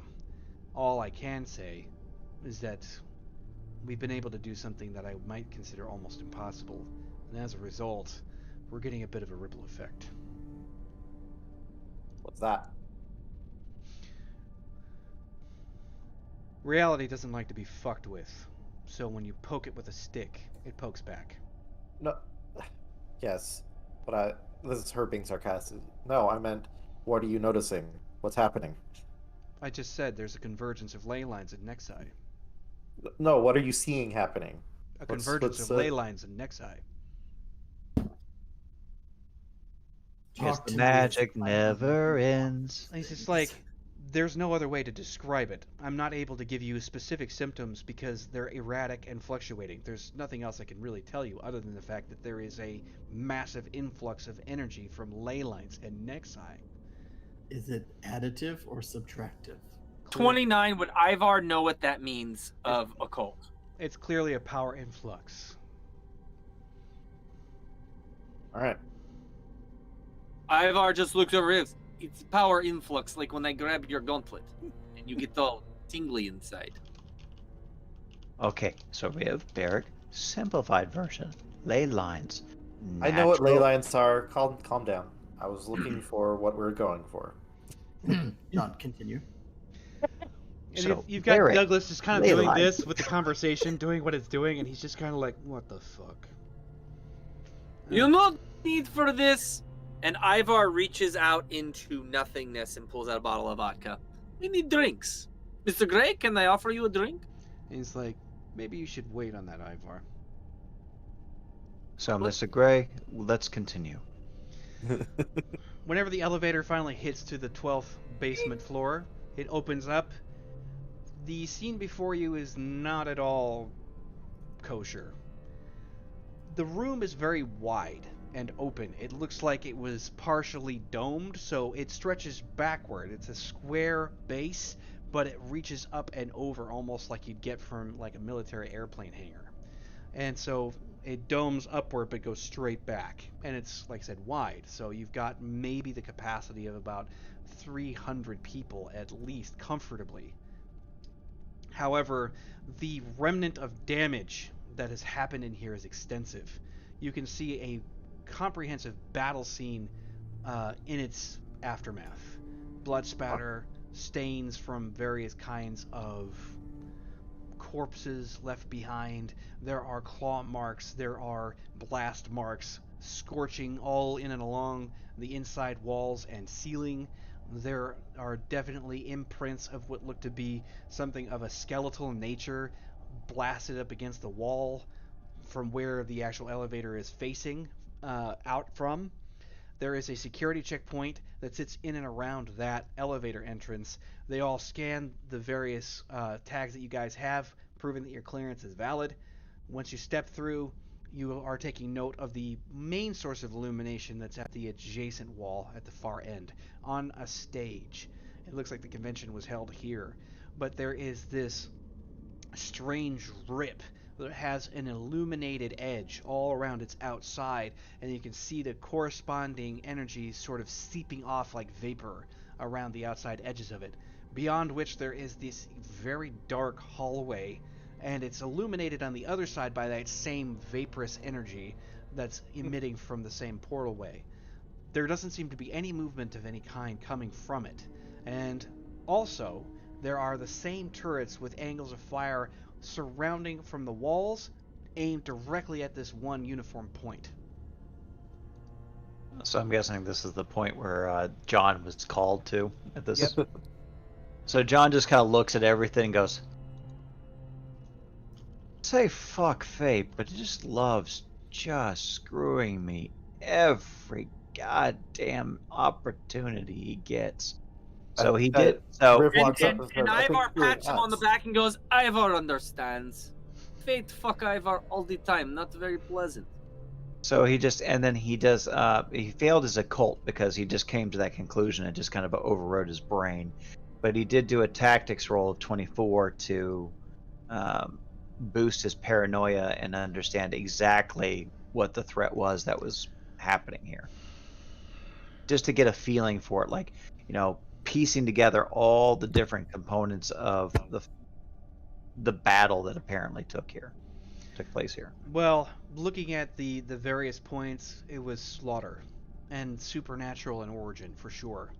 The various, like the blast marks that carry certain kinds of vitrified skeletal-like designs are demonstrations where the bones were burned so hot they melted to the wall. Yeah. What does John's Cenobitic nature say about this? Unfamiliar, chaotic, but definitely strongly demonic in origin. Oh, come on, demons! He's kind of looking at. Is Douglas still with them? Yeah. Yeah. You look, Douglas. Demons, Douglas. Demons. And he's just sort of like, I did not know. Why are you looking at me? Uh, Anyway, I but you guess you it's end up just. saying that you have this, you have one of the Marines approaching again, full tack and gear, and he's just sort of like, my name's Sergeant Combs. I hear you are the first of the strike teams from this side to go through, and if you're not aware of that until now, that's why we like to do things, apparently, surprise people. He's just looking over at Mr. Gray. Now, Sergeant Combs, larger, 6'5", black skin, very much like military man, full career, and very comfortable in his shoes. And you can still see that he's very uncomfortable in the circumstance, but given the fact that you guys have got all of this hardware aimed directly at a single doorway, that at least is one comfort, but not a lot. Obviously, it didn't do a lot. Well, Hmm. he's just sort of like, if you're looking at the present damage, I would not have take that into account with the present moment. This happened at the original convention. We don't know what exactly stopped it from going any further, but it's a situation with which we've been taking a lot of great care. Neurodyne actually managed to identify a breach. We didn't know what it was, but it was extra-dimensional in its form. And if you think it's demons, personally, Oh no, it's demons, man. he's like, call it whatever you want. Dangerous as fuck is the only explanation I've got. We don't know exactly how many are on the other side, and we don't know where it goes. We've been able to detect with small amounts of probing that there's breathable atmosphere matching our own on the other side of it. There's actually some kind of strange membrane preventing the two planes, I guess, from mixing together and causing all kinds of havoc. You can pass through it and pass back through it. We don't have any other information besides that. We need to get everybody on the Has other end. anyone tried to just close the door? We No, can't. no, Ivor. I'll be We right have back. to go in there to get Copperfield. That's where Copperfield is. Copperfield went to probably one of the most singly dangerous. I don't know where it is. I just know that they're demonic, that they're extremely chaotic. And he just kind of gestures around all the chaos and destruction. And probably What do you nasty. think? You I don't think think we can't close this? John doesn't think so. I think you and I can close this. no, we don't close it because we get Copperfield first. Then we close it. Oh, you want Copperfield? Why don't I just call for him? He's not going to answer you. Why not? He answered last time. Hold on. Who's Copperfield? What the hell is that? A nasty fuck who happens to be in there. Can we just like slide a nuke in? No, it still doesn't take care of retrieving Copperfield. Even if we were to slide in a nuke, as you put it, there'd be a problem. That much energy on the other side of it would still expose a huge portion of the undergirding parts of Night City to a bunch of radiation, possible damage to the power grid, and a bunch of other problems. We don't even know if the membrane would be able to sustain itself, and it would even maybe focus the blast straight out and cause untold amounts of damage on the, just here alone. A small nuke. And he's like, no nuke. We have to go in. Let's go No in. closing door. Just okay. He looks at Mr. Gray. Is there any indication of anything that you can let us know where we might actually get out of this alive? do I know you'll get out alive? No. But I promise you, Valhalla will be waiting regardless. He looks over to the sergeant. He's like, Sergeant, I believe you've got some extra gear that these gentlemen are going to be taking with them. He's like, that I do, sir. This way. Sergeant, you said we would be the first of the strike teams to go in? Yes. We've not actually had anyone ordered to be sent in. We are only to probe and find out from there. But it seems to me that you have something more significant going on, although I have got no idea who Copperfield is. But if he's worth going full bore into an entirely different realm altogether, best of luck. Has anything come out? Nothing's come out. At least not after the initial incursion. All activity on the other side has been quiet. What are your orders if something other than us comes out? Shoot it to shit. Thank you. All right, lead on. He takes you over to... Yes? Before we do that, is there anything you can actually see by looking through this portal? Like, does it look out into like a rolling field, or is it? Yes. So Like to a reiterate, garden? it actually goes into what looks to be a darkened hallway. No lighting or anything like that. The only ambient light you catch from out of that hallway is from the residual emanation of the broken edge of the portal leading into it, with the vapor-like lighting coming off of that edge point. And that's Poltergeist. yeah, it's kind of like, well, sort of. I mean, like you're looking into it, but you can see the flickering, almost like candlelight, coming from off the other side. But it's just the same sort of, illuminated edge on the opposite end that's creating that light.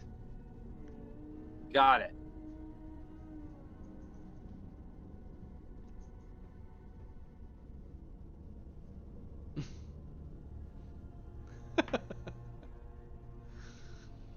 Nice.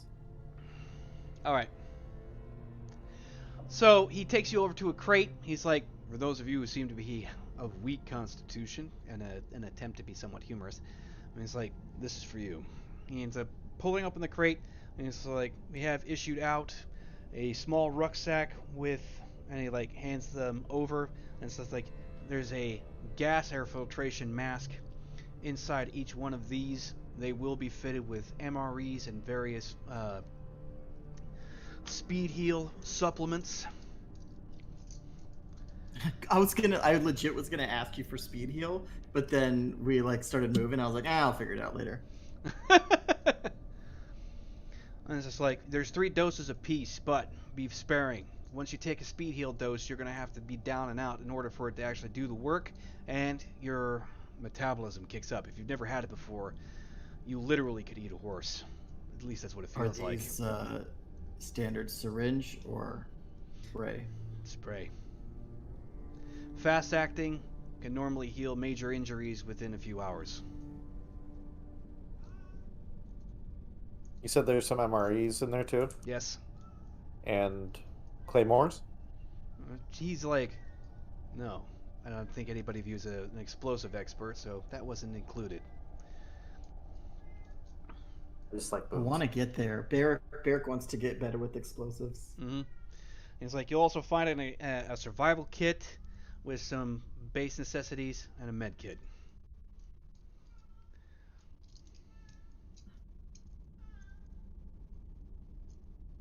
Well, this will be fun. And John just kind of puts it into his coat. He just kind of puts it in the various pockets. Yep. And he's like, also, these are your comms. He ends up handing out radios to everybody. He's like, we understand that you've already got your own communications, but you'll be reading out on our own encrypted frequencies for this mission. How many Even are though they coming with still us? work once we go through the door. We've been able to communicate with various probes that we've sent in before. We know that the longer wave radio frequencies that we've been able to employ still function. Fair enough. Anything else, Sergeant? That'll be Sergeant? all. Obviously, whatever you find back there, report back as much as you possibly can. Any and all data is necessary. We need to understand the threat in its totality if we were going to do anything about it. So what are our orders? Your specific Specifically. objectives is to actually identify the threat. Reconnaissance is important. We have to understand exactly what we're dealing with on the other side so we can make a better decision about how to handle it. Given the fact that there seems to be only one breach of this kind, it does make our advantage a lot more significant, but we only have so much ammo.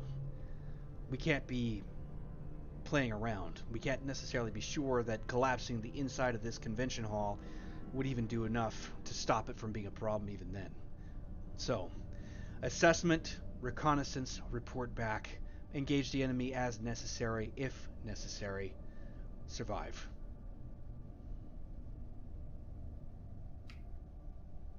Any and all intel will be good.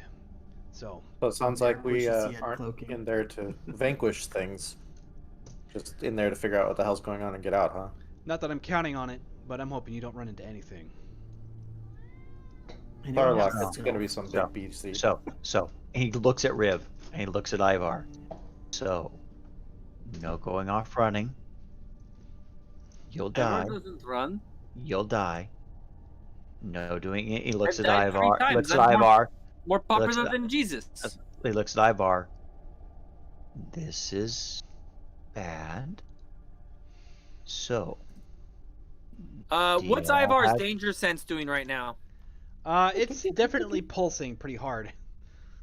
And But it's, is it as hard as anything he's dealt Throbbing? with, or is it like normal level danger? no, it's above your tolerance, but it is focused towards the gateway.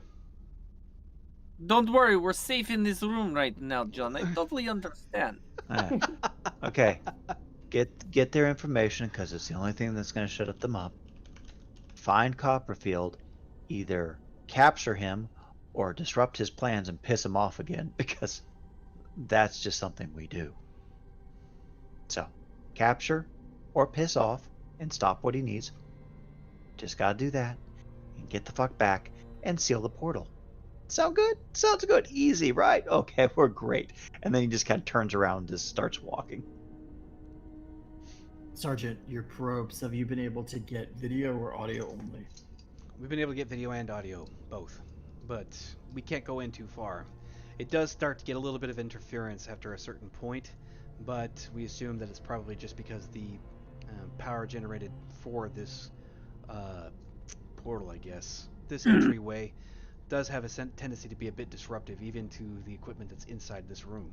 So, can't be sure, but it is fairly consistent. We assume that once you pass that specific threshold, you should be able to communicate back fairly easily. Do you have an address I can broadcast to? I'll give one here. He's like, private, like that. He comes, has somebody come over and start handing you information or giving you information that you need. So yeah, Barrick like does another, stream feed. All right. Ivar thinks he's got something for this. Hold on one moment. And Ivar kind of rolls his sleeve up, and he has this tattoo that's really hard to tell what it is, but he starts touching it, and it starts lighting up. As it lights up, you realize he has a tattoo of every religious symbol all on top of each other. And he activates his true faith. Mm-hmm. John just kind of skips a little bit out further away from Ivar. He's like, God, could you warn me before you get a holy man on me? Of course, the sergeant's kind of cocking an eyebrow at that whole response. He's like, Fucking burns. if you have your equipment ready to go, now's the time. I'm just thinking of Benny from The Mummy when he has like all the necklaces and he's like holding each one of them up to try. Are any of the soldiers wearing military issued helmets? Yeah, they do have helmets, yes. Could I borrow that helmet for a while? But he's like, you can take it. Thank you. And he's like, just leaning over, just sort of like, marking a log. He's taking a helmet. What does that helmet add to Ivar's head? 25. Okay.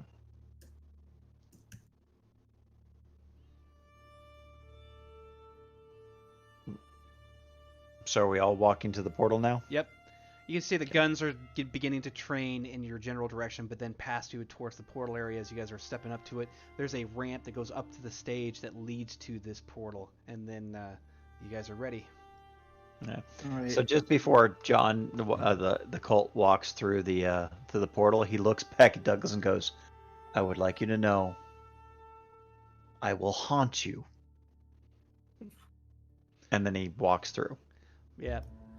Mr. Grace is Miracle like, second. and it's like, if it's your time, die well. You can see the sergeant just kind of looking at him, is like, shaking his head. So yeah, barracks locked and loaded, gun drawn, goes through second. Yep. Riv is gonna immediately activate some runes when she walks through the third time. Or third. After Ivar finishes beating his helmet, he's gonna make his way in with Riv. Okay. So you're passing through, and the temperature, as soon as you cross that membrane, you can feel the humidity and the heat increase as you guys pass through from the moment that you actually crunch past it.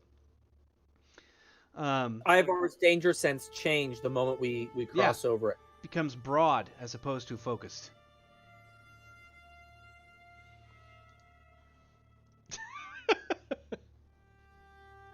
Air conditioning. Little fans He looks pop around up. and he's like, "Oh, we joined in sauna. This would be very nice." So as John walks through, he just kind of cracks his neck John and feels shit, like he's at home. and he just kind of gets a feel for like that, and I guess he's kind of feeling all that, like the chaotic, because it's different demonic energy from him. Yeah. So it kind of throws him off a little bit, and he goes, "Okay, well, we know what he smells like." And then and his face becomes a little bit more angular. His nose becomes this kind of patrician's arc. His hair becomes that slick back look. The axe becomes that gentle walking cane, and the flowing Victorian wear comes back. And lo and behold, the gentleman is here to sniff some sin. But the thing is, when he comes in, he knows, the cult already knows Copperfield's scent. So I'd like to employ. Let's see what's general. What's he got? Sorry, I have to go through half. I have to go. Scan vision. All right, so you're going multi-spec. Yeah. John is trying to locate Adrian. So burden of sin level 3. So 3 SFR. Okay. What do you need me to roll for that? What? Or am I just spending it? Oh, okay, cool. You're just spending it because it's an automatic ability. It just basically goes boom and basically turns on the screen, so to speak. Yeah. So he's basically going, "Oh, I do know the value of that gentleman. He is quite rich in his aroma. Gross. Decadent. Oh, if you could only scent him. He's a very unique, well, not as odoriferous as Ivar there, but not many can be." So, as I was saying, you guys you basically penetrate that membrane that allows you through. You hear this crackling of static in your ears as you pass by it, and with the humidity and heat increase, there's this sense of almost being like in a tropical environment. The hallway itself is dark. It looks like there's a fairly significant amount of damage. Something goes high up, but the hallway isn't as much of a hallway as you might have anticipated. There seems to be some structural damage that's causing it to look that way. When you start to look around, you catch sight of English plastered on what looks to be a concrete building wall. I was just gonna ask, does this appear like it's an actual hallway in the building we were in, and it's just in a portal, but not No. if you're saying concrete building wall? Yeah. Nope. You're looking up, and there is a significant distance between yourself and whatever it is that's obstructing it. It's not a ceiling, it's just fallen debris of some kind. Or at least that's what it looks like. When you're coming through on your right, there is a stone building, or not stone, but there's a concrete structure that looks like it was reinforced, and you can catch the sight of a stenciled paint identifier that's on the wall. It's a decal, but most of it's been damaged. But when you come around it and start looking at it more precisely, you actually catch UAC sort of on that, and it's covered up in part by some more rubble and debris. But it's also a fair distance to your right. On your left, you actually can tell that there are what look to be either laboratories, maybe office buildings, something like that, but it looks to be of a professional nature. On the other hand, there are unusual and somewhat disturbing type material occurrences that you're noticing as well. One of which is that there is this sort of a black spidering of what looks to be almost previously living tissue that's kind of in and around, kind of like a webbing, but it's hardened and solidified. Kind of looks like some sort of expanded, maybe clotted blood, perhaps, or something like that, but it's hard to tell. And it's some. Ivar, his ring on it. Does it do anything? Just starts swallowing. Your ring just takes bites. It seems to kind of have a faint reaction to whatever it is you're touching material-wise, but you're not. It's not absorbing it at all. No.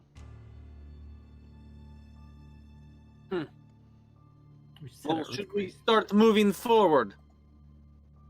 Riv is actually going to stick her arm through the wall to see how thick it is, to see if it, Gauntlet comes off. Well, no, I'm intangible right now, so. Oh, good point. Yeah. In your comms that you guys have got put in, you hear Overlord, the strike team, come in, check. Aren't you guys seeing this already? We're getting some of it, but we need to make sure your comms are working. All right. Barrick's here. Yo. Yep, Riv's here. Ivar, say something.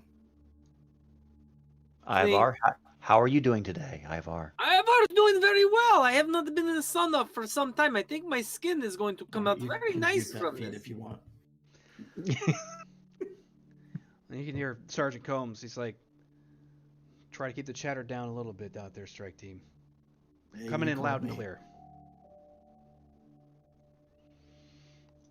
All right. So Barrick, anything that moves, you let us know.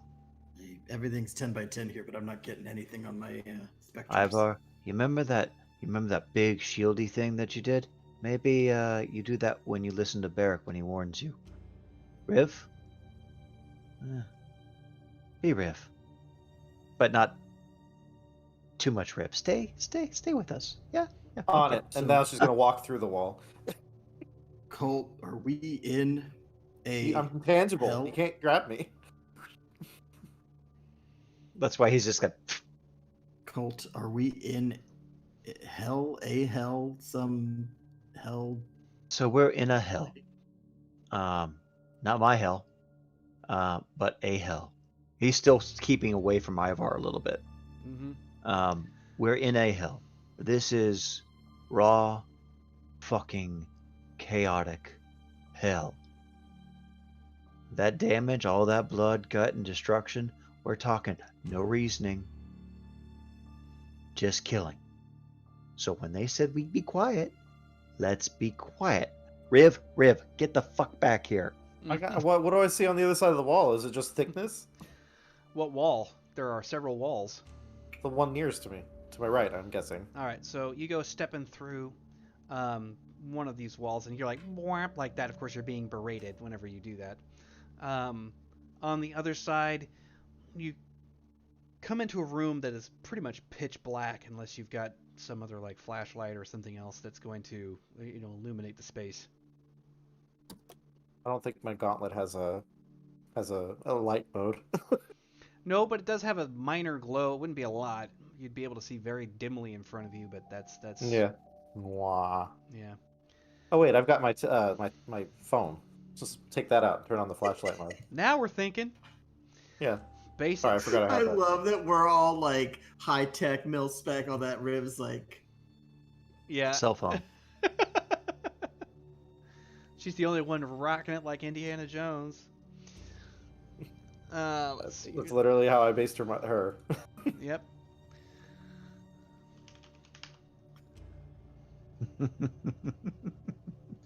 God. There we go. So you basically pull out your phone and go, and you can hear like, get the fuck back here in your earpiece, and you're moving it around. There are multiple tables sort of laid about. Most of them look like they had workstations, computers, some other kind of like serviceable office space but within the laboratory. And it looks like there are scientific equipment, large scientific equipment in here. What they were testing, how they were testing it, not really sure. But you see there's like this individual that's all the way at the far end, and he's kind of like tinkering with something and hasn't noticed that you've come in even though you're waving this light around. He doesn't have any light. You can see like a patch of hair that's kind of up on the side of his head. The rest of it looks like it's either missing or shaved. You have like the collar is kind of up. You see it's more or less like a uniform, and looks like it could be like maintenance uniform or something along those lines. But you can see that he's just, it's male, but he's like jerking on something, and it's nearby one of the larger equipments that's at the far adjacent wall from where you're at. Well, so Riv's gonna say, "Hey, what's that? I see somebody," and I'm gonna kind of. Everybody just on heard comms like, what the fuck? And he's like, Riv, I don't care. Don't engage. Riv, don't do it. She's gonna walk, casually towards him, but carefully too, not just strolling. Right. Well, so you come moving up, and he's continuously this strange jerky motion of it. The smell hits next, and you realize that there's like this sulfurous type aroma that's in the area. What's their face? Right. The fucking thing is terrifying. Visualization. Like a face just appears. Perfect. Well, One thing that Riv's gonna do while she's walking closer is she's gonna actually like enter the wall so that literally only her like face is like. So you're stepping back and like being completely like just sticking your head out from there. And I'm just gonna walk sideways. Yeah, you're just walking sideways. Yeah, with and the like phone my out. hand is just like that, so I can like see where I'm going. And Like, that's I'm being yeah. stealthy a little bit. And you're constantly you're just hearing John. Oh, for fuck's sake, Riv.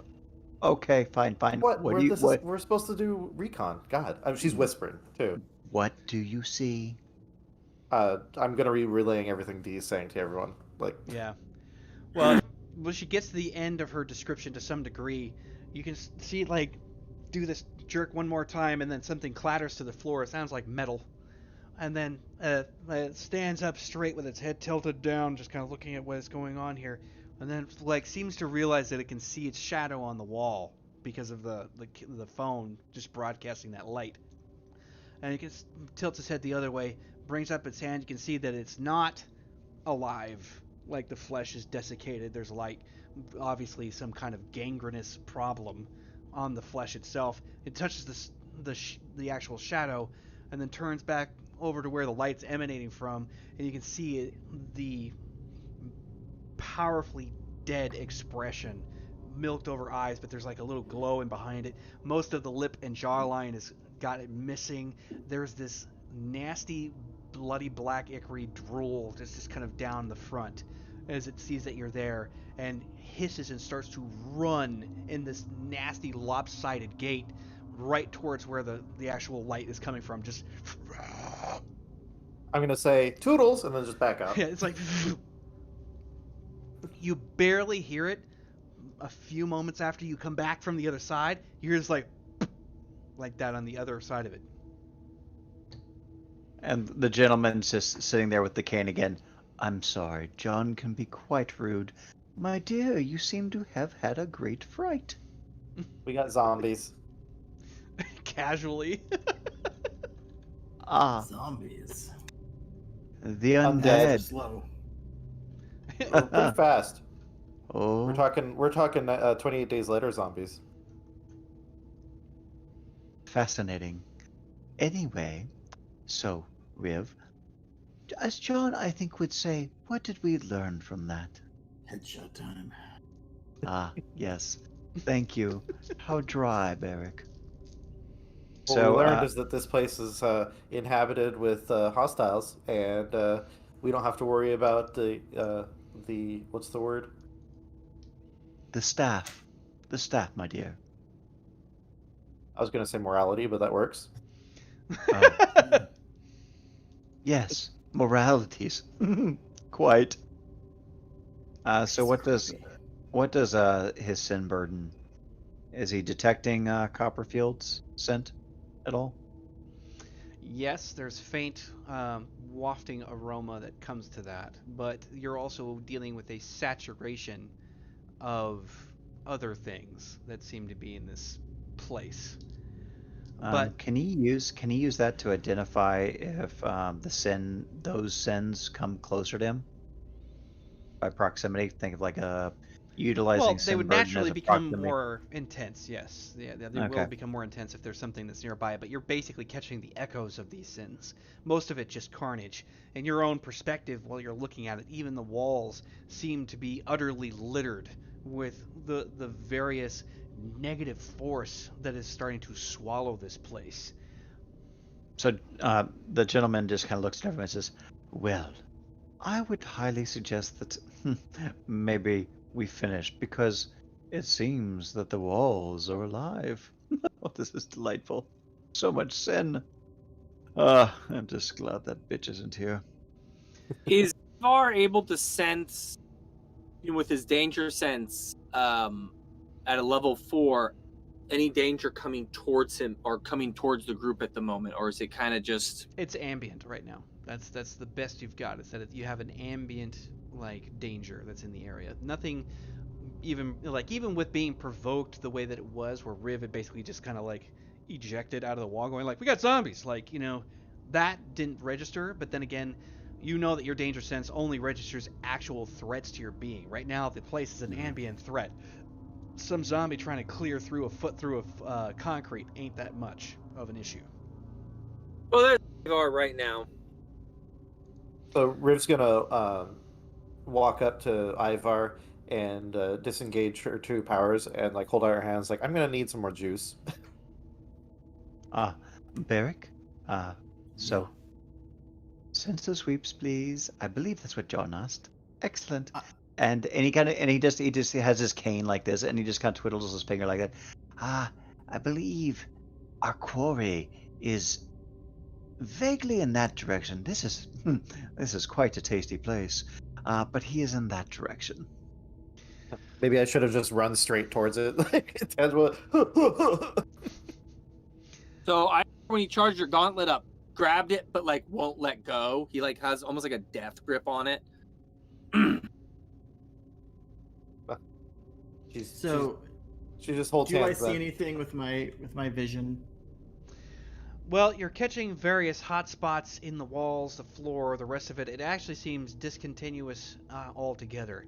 Some areas are demonstrating heat that looks very similar to like human bodies, not like actual bodies, and then actual bodies, because there are zones in the walls that were showing heat, and then you come across a certain section where there seems to be some kind of humanoid shape trapped, almost like they were falling from some position within the wall and still generating heat somehow. Okay, I wasn't sure if the zombies would show up like, Delicious. or whatever they are, show up like as They're not zombies as now. warm because it's so hot in here. Well, and in this Or- case, like there is, like I said, it's warmer, but it's not like Yeah. you're not out in the jungle or anything. The next thing you guys are actually pushing through what looks to be most of this seems to have been the site of an attack, which is not surprising, but the sheer level of damage is pretty awe-inspiring. When you come out of the mouth of this one section, you realize you're standing on this incredibly long railway that goes out and around and curving. So it goes forward and starts to do a very gentle tilt towards the right. And the amount of light that's coming through finally gives you something to be able to see with much more easily, as opposed to just basing it off of where the gate now stands. When you come to the mouth of it, you actually hear the static in your comms for just a moment, and comms just basically says, call back once you're past the threshold, and it cuts out with that interference. When you step out into that, this is where things get to really interesting, because that railway goes out and around. You are met with this incredible sight. On the left-hand side of the railway, going fairly deep in, there is this high-rise wall that goes up and follows a similar trajectory along that same way, and another wall that goes up that same way. And when you're looking at it, there are buildings at each, one of these tiers as you're looking upward. And then from there, watching your eyes going up all the way, there's this massive biodome that stretches all the way up to a height that's dizzying. When you follow it all the way there, at the center of that dome looks to be another series of structures. Military in its styling. With your telescopic vision, you can basically get a better look at it, but it extends really high up. And but it looks like there are multiple methods of actually getting into it. You can see where there are like rail lifts that go down the actual dome along its primary structure points, and where people can get onto or off of. And it's definitely military when you start looking at it more closely.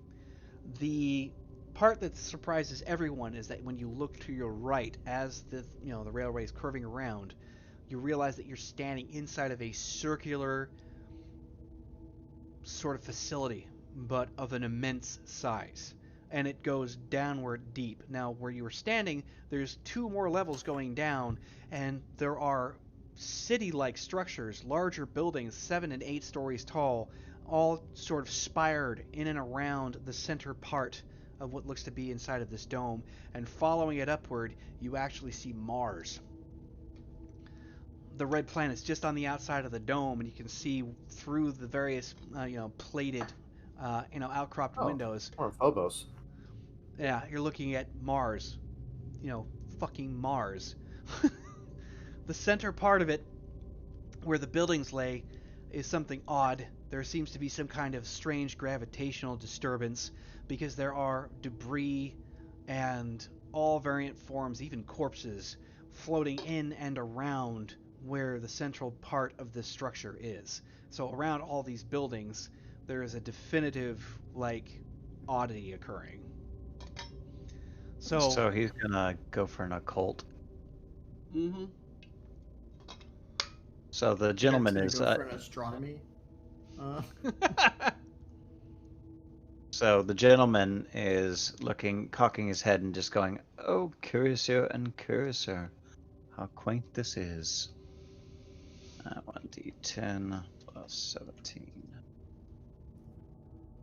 Ooh, hello. Ooh, nice. Wow. Since we've all determined where we are, I don't want to waste my 10s. So that's going to be 27s. 33. So 33 occult, and so he's going to identify that, but at the same time, I want to know general location with Copperfield with regards to Sinburden. Up. The military installation that hovers above all of the strange occurrence is straight up at the center part of the dome, inside of whatever that strange complex is that is suspended from it. And a cult roll on the gravimetric forces. Well, the disturbance is likely due to the fact that here the planes are very thin. It looks like hell and reality are converging and not doing it nicely. Ah, fascinating. It seems that the veil between whatever hell is beyond this veil, and I guess I do believe. Is that Mars I see? Oh, Riv's gonna turn to Ivar since he still got the death grin. It's like, Ivar, I don't think we're in Kansas anymore. oh, Would how Ivar, droll. with his sort of sense of direction, Earth is that way. yeah, be able to generally point You see that little bright how dot? we are in the universe? Yes, your sense Ah. of direction would allow you to be able to pinpoint Earth. Yeah, weirdly enough. Beric. He kind of just, Beric. You see that wonderful floaty structure up there? I do believe our quarry, that wily little fox, tries to escape his hounds as we do the great hunt. Can you not hear the horns of the hunt? Our fox is above. How far above? Where? You Mm, see the fortress? Yes. Yeah, but Yes, there. how far is the fortress from where we're at? probably 2 kilometers, maybe more. So Ivar couldn't teleport the group there in one. Nope. Let's see. So the gentleman's just gonna request Beric to kind of scan to see if there's anything like, I guess, elevator or something. Well, again, there Or were a shuttle. rail lifts that looked like they were accessible, but getting to those lifts, they go to the outside rim of the dome, and you guys are nowhere near that. I'm gonna You roll said that we're on test. tracks. You're on a But there's railway, some- yeah. So there's like a So roadway. we just don't have the car that goes on the railway. Yeah, well, it's not visible at the moment. It's your best. If there was one, But it's, we have the tracks. Yeah, Ivar, you got can tracks. you make a car for us? Would you like armored vehicle on that would ride on these tracks? No. I would like something we can easily evacuate from if something tries to get us on these tracks. Riv, what do you think? I think that we've seen enough. We should probably not be on Mars anymore. Actually, John, should I make us mode of transportation? John rolls a 21 tactics to kind of evaluate his magic and the ability to either use either correspondence or maybe to use gravimetric forces themselves to kind of just elevate them to the 2 kilometers up. I mean, I don't How want much- to fall from that distance. how so- much power would it? How much power is it? Does he see it as feasible, or is it just one of those feats that's going to be cause too much strain? You could probably do it, but there's a problem that's got to be taken into account. Being up in the sky like that for any length of time asks for trouble. You could be the target of Yeah. unknown number of threats. So the gentleman's just kind of like, yes, John, I know, John.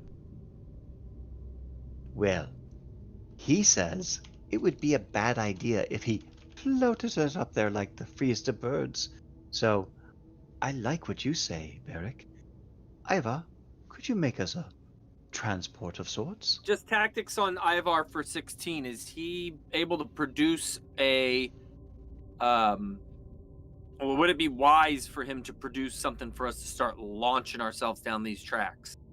Well, it's probably a lot better than being on foot, depending on the depth of your exploration, for sure.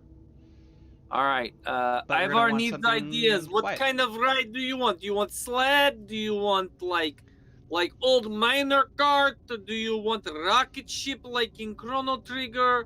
Would you like something big with lots of guns so we can fire back? You give Ivar ideas. What does group need? Ivar make happen.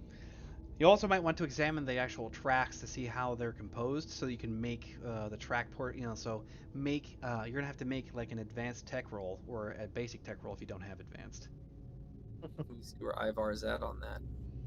It's, Eric's it's just gonna about use that time gadget for traits, me. and So the other thing too is while they're trying to assess the vehicle that you might be able to use, you're 10 roll on advanced tech. Nice. Okay, so more or less it looks like this was probably an e-railway, probably some kind of magnetic, which means that it'll run quietly at least, but it also means that it takes a little bit more concentration on your part to sustain. Damn, dude. Scott going fucking deep. And Scott was doing what with those? What these? Advanced tech. Oh yeah, yeah, for sure. These are mag rails, and they are used for high speed travel, and so there looks to be like some kind of semi-working power source. The rails themselves aren't powered, but Ivar doesn't need that. He can obviously manifest enough energy to do what he needs to do. Now, the downside to this is that if he creates the vehicle and causes it to move and do all the rest of it, he's more or less maintaining concentration on the thing 100% to keep that You thing just intact. walk. What? You could just walk. That's what she's saying. Ivar when he's trying to do this. It's like, Yeah. why do we need a fucking car? We could walk. We have legs. You know, Ivar, thinking about this, if I make this thing, Ivar's got to concentrate. Can you guarantee you won't kill me again? Because every time I try to save group with reality shift machines, you get Ivar shot. And he's looking at John, directly at John, as if it's all John's fault. John's not there. Oh, It's the gentleman. It's the gentleman. Mm-hmm. But he's looking at the gentleman like at his eyes, like, I know you're in there, John. Oh, Right. oh, he's perfectly happy where he is. Everybody calm down. So Barrick's going to check in with the sergeant and say, kind of give him the situation. Are they beyond that point where he wanted them to check in? Well, you don't know until you try, and it turns out you are, because you go, Okay. you're like, radio check, and it's like, all right, Overlord to strike team, we can hear you. All right, so we've got a mag rail system here, Mag rail. and we can see, and he can give him like the exact specs apparently with that advanced Yeah. tech roll. Well, you're also sending the feed back too, and he's just sort of like, Yeah, we're getting it. and that's Mars, it appears, Holy shit. and that, and he looks straight up. Not sure if that's one of ours, but that appears to be where our quarry is. I realize that people have a tendency to think the U.S. government is a lot smarter than it actually is. We've got nothing like this. Wherever you are, this doesn't make any sense. It also appears that we are not alone. At least one life form, for lack of a better term, has been seen. And I'm picking up multiple hotspots at different levels. Some are not moving, but they are registering as humanoid. Noted. What would you like us to do? Continue reconnaissance. Obviously, you have your own objectives. We'd like to monitor for as long as possible. When you're like looking up, everybody's taking a look at it. When you guys are looking upward and around, you start to notice, like, everybody can make an awareness roll. Everybody gets to use their skills more. Ha ha ha. It's almost like you had time to plan. Right. Oh, that's cool. The dice so- man did both of us, Drew. So now that everybody's fully Right. aware what's going on, I hate you. I hate you so much right now. I don't know, like, D, did you just like, you know what, this campaign's been going on too long. Let's just kill them. That's I don't think Happy anyone's ever come out of this campaign before. anniversary! You're going to die tonight. you don't Like, go. no one's in- ever come out of your campaign, right, D? Like, No, people have survived. Yeah, but yeah, they've survived. 25. All right. So everybody does better, more than good enough. And you're looking around, you're catching what almost look like fireflies that are like skittering around in the atmosphere above and going in through some of the floating debris. And then you start to listen and you can hear, now Barrett can hear it a lot better and see it a lot better than most everyone else. But you can hear sort of like feral growls in the distance and scratching noises. There's a bunch of activity that's in the distance that is not directly affecting you yet. Whenever you go zooming in on one of these firefly-like things, you're actually noticing this flaming skull that's just flaring out and going across, mouth agape, harnessed by something. But it, like the back of it just seems to be almost pure flame projecting it forward, while the front of it, and it, based on its more based on its size, the head is much larger than that of a human being's. It's probably about yay big, just roughly the size of a basketball in its diameter. So it's a massive skull, and there are dozens, maybe 50, 60, 100, maybe more. But they're spread out. Based on your own assessment, you're seeing this and you're like, this place is probably roughly the half the size of New York. That's how large the facility is. We gotta stop at this point. I gotta get to bed. But So does I think Bill. what we'll do is we'll ghost you if you have to go right now, because I want to get you to one point where I can actually let everybody drop off. But won't take me a moment. ghost So me. Beric's gonna share his knowledge. They know we're here. I do believe we must expeditiously retreat. Perhaps. Hmm? When you're looking up at through it, so this is where everybody else takes more notice past these weird fireflies, you actually can see something on the surface of Mars, past the cloud cover and the rest of it. Large, strange, and darkened areas that don't look like the surface itself. And it kind of leads one to wonder exactly where or what is going on in this particular area. When you guys are done kind of absorbing this, watching that railway track go around, and each one of these being very large and housing multiple buildings all in a stretch that's wide, and then going up to the next decks that are going up above that. The sound of what seems to be like some kind of like radio communication hits, and it's going in a steady pattern, repeating itself again and again. What's it say? Can't quite hear it, you have to get closer.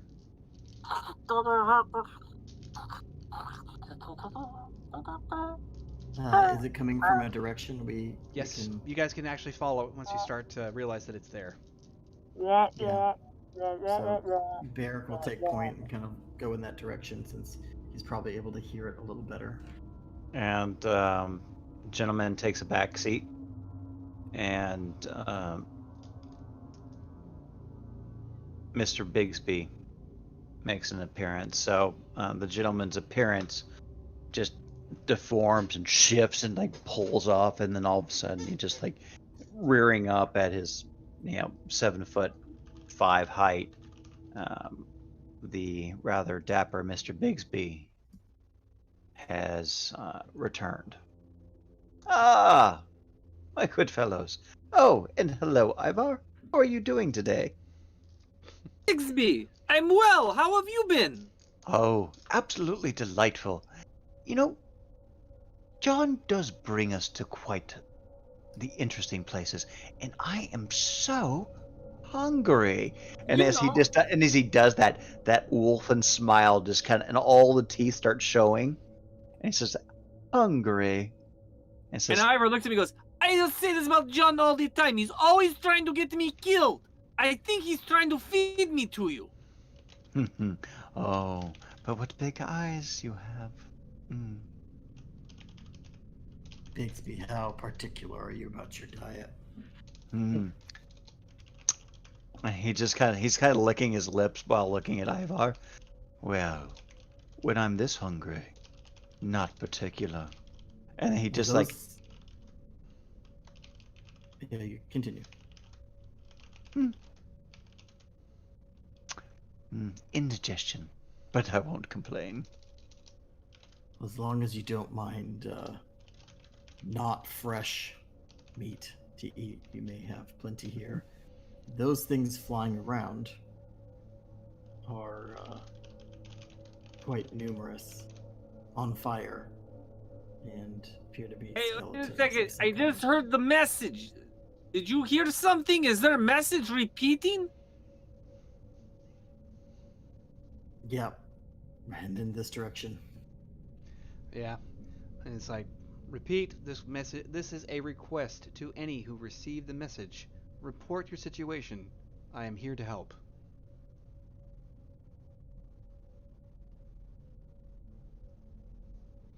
When you start to close in on it, the open area there, everyone takes note of these incredible structures that are like mounted on each tier at the back end. So at the high levels, these things are kind of angled like so towards the lower levels.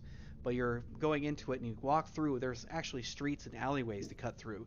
But you come up to it and there's this smaller, what looks to be either a laboratory endpoint or some kind of like separate complex.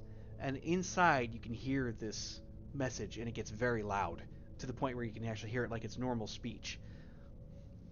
Is it coming from like PA or like? No, it seems to be coming from some sort of comlink terminal. Okay. Well, you are the man bot. Go interface or something. Go. Right, Choo right choo. this way. He's our R2D2. Right. So, moving cautiously, aware, gun drawn, ready to kill anything. Yep, you go stepping inside of this building. There's a corpse that's beside one of the actual main counters, basically leaned back in the chair, mouth agape. Most of the head is missing. The left side of the body charred. You can still see the white teeth against the rotting and charred flesh, and the smell is really off-putting. There are multiple other corpses that litter in other parts of the office itself, and you can hear this coming through. And you can see it's got a touch screen, and it's more or less blotted out, and it has the message repeated in text, and it also has the audio coming out of it. And it looks like there's a response, like some kind of a blinking button for response. All right. Road's gonna walk up to it, press the button, say, "New phone, who dis?" You hear the message interrupt the second that happens. It goes like that, interrupts, and you hear this like repeat over. Oh shit, it's live. Scott, Barry. We are receiving your transmission. What is your situation? I'm requesting your situation. This is Firestorm.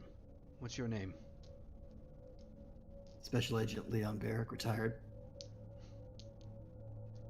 Are you alone, Agent Barrick? No, I am with three others, and we appear to be on an alien world. You're not on an alien world. Unfortunately, the situation's far worse than that, though. You're on Phobos Station. How did you manage to arrive? We walked through a Magic, yo. membranous portal in Night City. I've got no record of Night City. You must be from somewhere else. Probably one of the parallels. Earth, New York. Definitely one of the Var parallels. would like to do a tactics roll of 18 with his general danger sense. Is it wise to be just telling some random person over the comms, like who we be, why we're here, with my social security number, things like that? 2057 AD.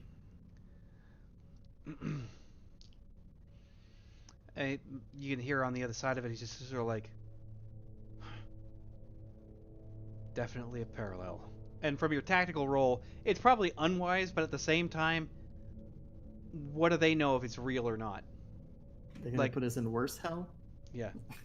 It's basically neither here nor there, depending on what's going on. The only real risk is that if it's a ruse or something else inside the facility trying to get info on you. That'd be the only time.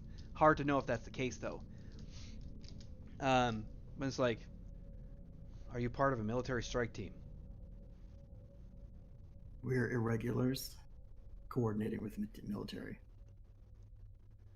Gentlemen, I'm so sorry to hear that. I'll do whatever I can to help you out, but your circumstances are probably the worst that you could imagine. Are you aware of a station? Apparently, it appears to be 2 clicks up. That was the original From command Phobos Station? post. That was the original command post for most UAC personnel right before the incident. Do you know a means of getting from here to there? All of the elevators have been severed. So, if you're looking to get to that point, it's a non-starter. Not unless you have yourself a technology to enable it. Cultivator? Was that You one may of not your wanna try irregulars? that. Yes, it is. I'll be I'm fr- not irregular, I'm Ivar. Well, that's another name at least. Try to understand. I will make this as clear as possible. I am not human. I'm an artificial intelligence that's been dealing with this particular incident for a very long time. You're not the first to have made it here. You are not the first to be trapped here. I'm not trapped. Ivar go home whenever Ivar want. Who are you? I'm Firestorm. Yeah. Weren't you listening, buddy? buddy.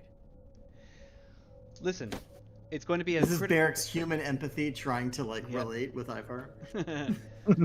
I'll try to make this as clear as possible. Your situation is going to be under threat 100% of the time. Even if you actually find yourself in a state where you actually aren't being attacked readily, that will change. Anything and everything you can do to escape will be advised.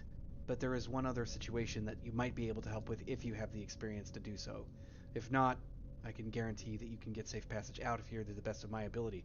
Unfortunately, most of all of the technology that's in the area is non-functional. But we still need to go up, up, up, up, up. Why? What's inside that military installation that has you so possessed? Nobody would ever really bother to come here intentionally. Something that Someone came here intentionally. who wants to harness everything that's here. There's something What- that can do that? Yes, what kind of weapons were you developing here? Well, there's something that thinks it can do that, which is worse. Stand by. You wait for just a moment. It comes back. Is this correct? Is it fully true? That whoever it is that you're hunting is capable of monopolizing and weaponizing what's already here on Phobos Station. Absolutely. We're here. So what kind of weapons do you have here? That depends on where you are. We might be able to help each other out.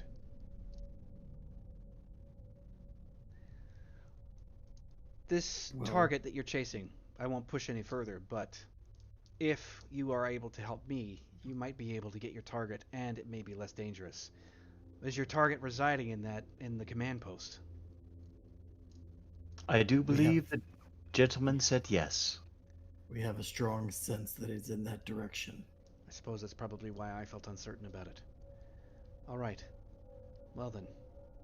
First things first, you're going to have to stop him from being able to use those weapons, if he's going to be able to do it. How would he be able to accomplish such a thing?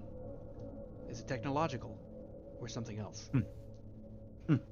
Not my field of expertise. Give me one moment.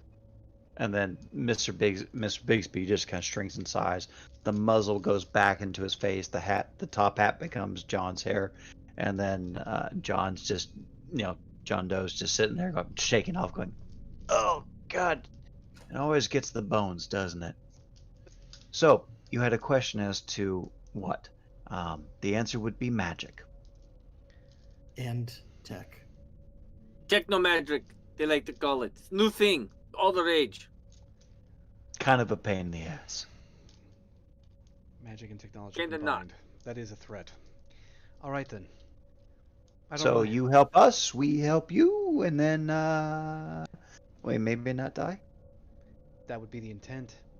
So far, this Phobos station has been an absolute problem, an absolute threat. The surface of Mars has already been contaminated with infestation. They threaten Earth. Things are going to get worse if nothing's done. We haven't been able to send a secondary strike team yet. The first one failed. We have a plan. A very strange plan. Had a plan. Well, lucky for you, and unfortunate for us, we are marvelous and strange. Plan. Ivar like plan. I had planned to go to the bathroom the other day. Did not work well. Peed in plant. Mr. Douglas got very angry at me. Do you know Mr. Douglas? I do not know Mr. Douglas. The Oh. plan was simply this. We had a highly classified mission to use strike teams to deploy a 6-point ritual site seal. It seems that we weren't able to contain the threats with technology alone. We needed to use something else.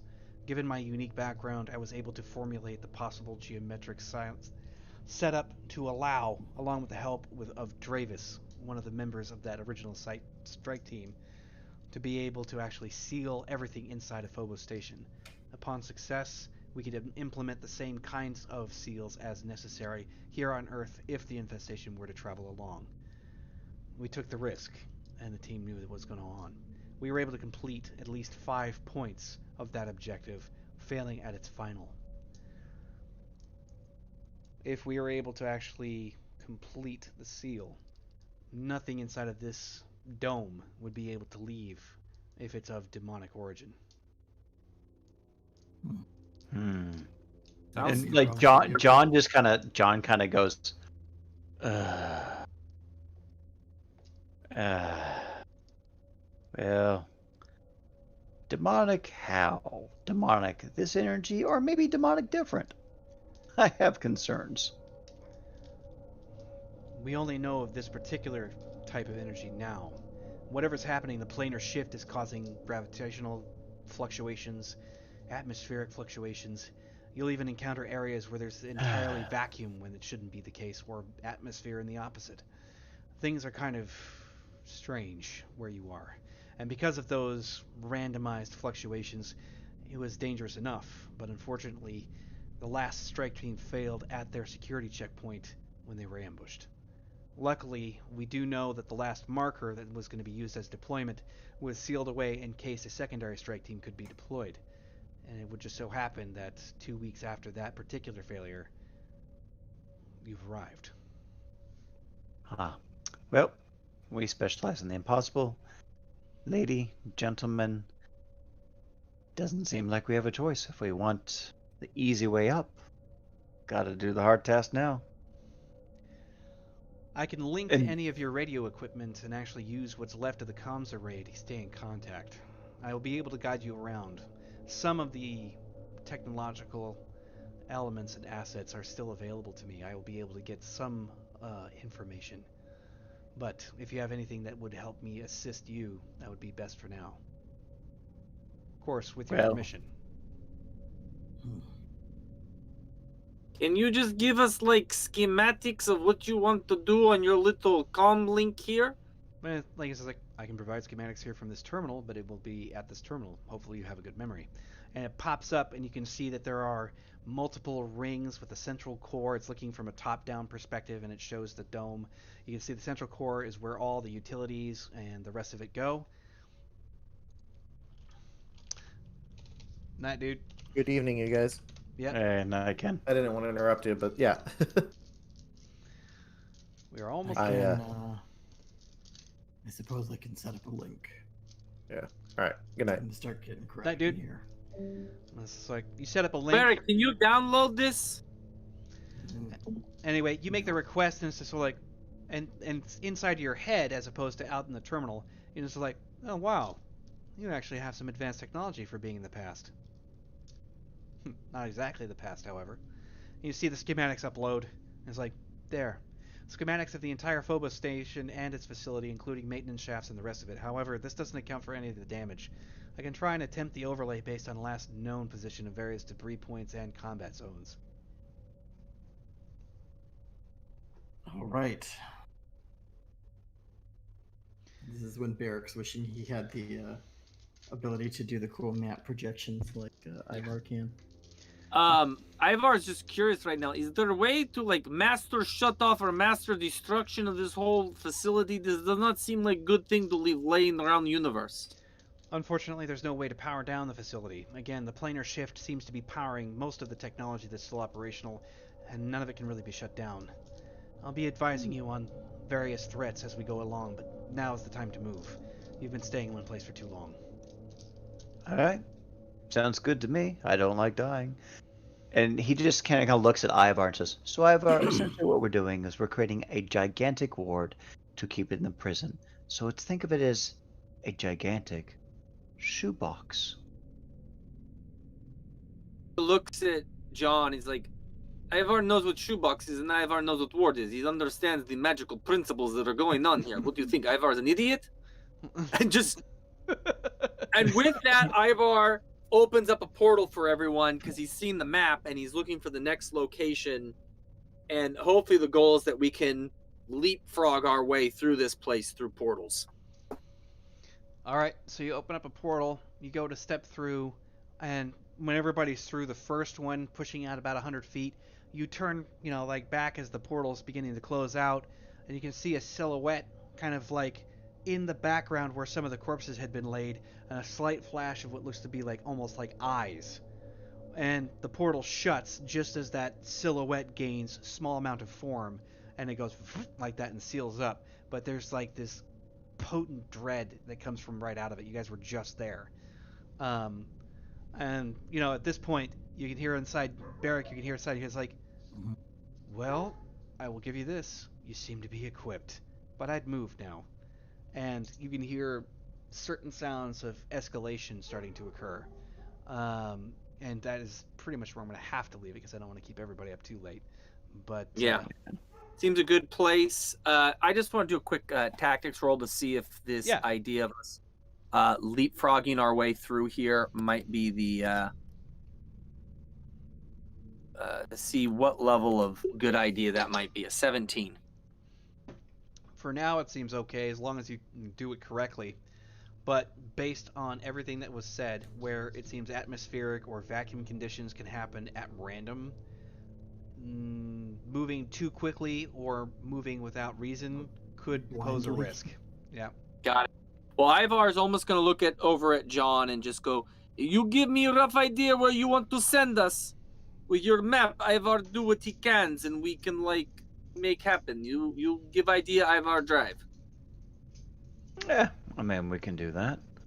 And then he's probably going to try to use correspondence to map out general vicinities, but we'll address that next week, I think. Yep. Yeah.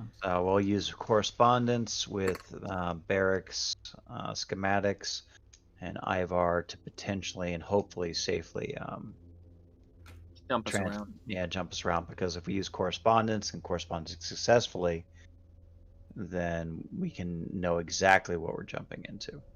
Got it. And clarification, is our luck carrying over? Yeah. From today? We'll hold encounter rules, which is, if you guys use luck, we'll hold it until the encounter or this whole thing is over and done with. Yeah. Thank you for a delightful you guys are screwed encounter. I've been wanting to do this for a long time because, honestly, I love this shit. This is, my favorite thing. It's my jam. This is vacation for me. And besides, with how long it takes to get through certain sections, this whole thing is going to be prolonged probably in the next 3-4 sessions, honestly. And with that in mind, I will have 4 or 5 other episodes already written up so that the next one will be ready on hand when you're done. Very fun. Mm-hmm. This one's got that really nice lead up that just is so nice, that has led to us. I mean, when you've done this before, it's led to such great working together and great storyline development. Mm-hmm. Well, good on you, Scott, for calling it. Yeah. He probably remembers the discussion to some degree. See, look, Dee asked me a couple days ago. He says, "Hey, do you think you got an idea?" And I should have known. I should have fucking known. But here's the thing. 9/21. His Doom campaigns have caused that much fucking psychological scarring for me that I don't even consider when he does it. Like, he gets me every goddamn time. He'll describe one singular thing, like, then there's this, and I go, motherfucker, no. Motherfucker, I should have known. I should have known you were building up to this. I should have known that you were going to do this to me again. You did it to me again. What's what happens when you start getting too powerful? All roads lead to Phobos. Yeah. But now I want to go watch The Rock and Carl Urban, and that was I enjoyed that movie. I need a BFG for Derek. Oh, and I've got great. He rewards recovered lined up. that on site. I just want to say that was, the BFG didn't come with him. He recovered it on site. This is true. True enough. True. Mhm. Yeah. Yeah. All right. Yeah. Well, I guess we'll not see you guys on Saturday. We're not doing Mhm. D&D on Saturday Okay. That works. for whatever reason. Yep, and Saturday's gonna be my zombie day. 'Cause Mhm. Yeah. I Mother's get that. Day weekend. You gotta get the balls out.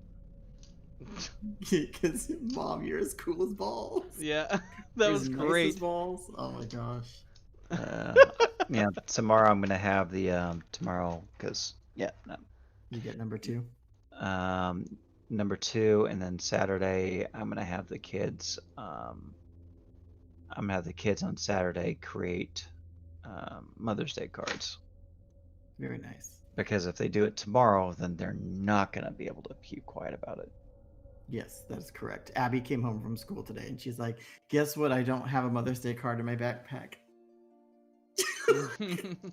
I Like, need to sweetie, have the boys that's- make them, and I'm so busy right now with us being back in school and all the crazy that has been going on in the last 24 hours. That I don't even know if it's going to happen. But we are going out to lunch, so. You Well, gotta see what I'm making with the kids. to our viewers, have a good night.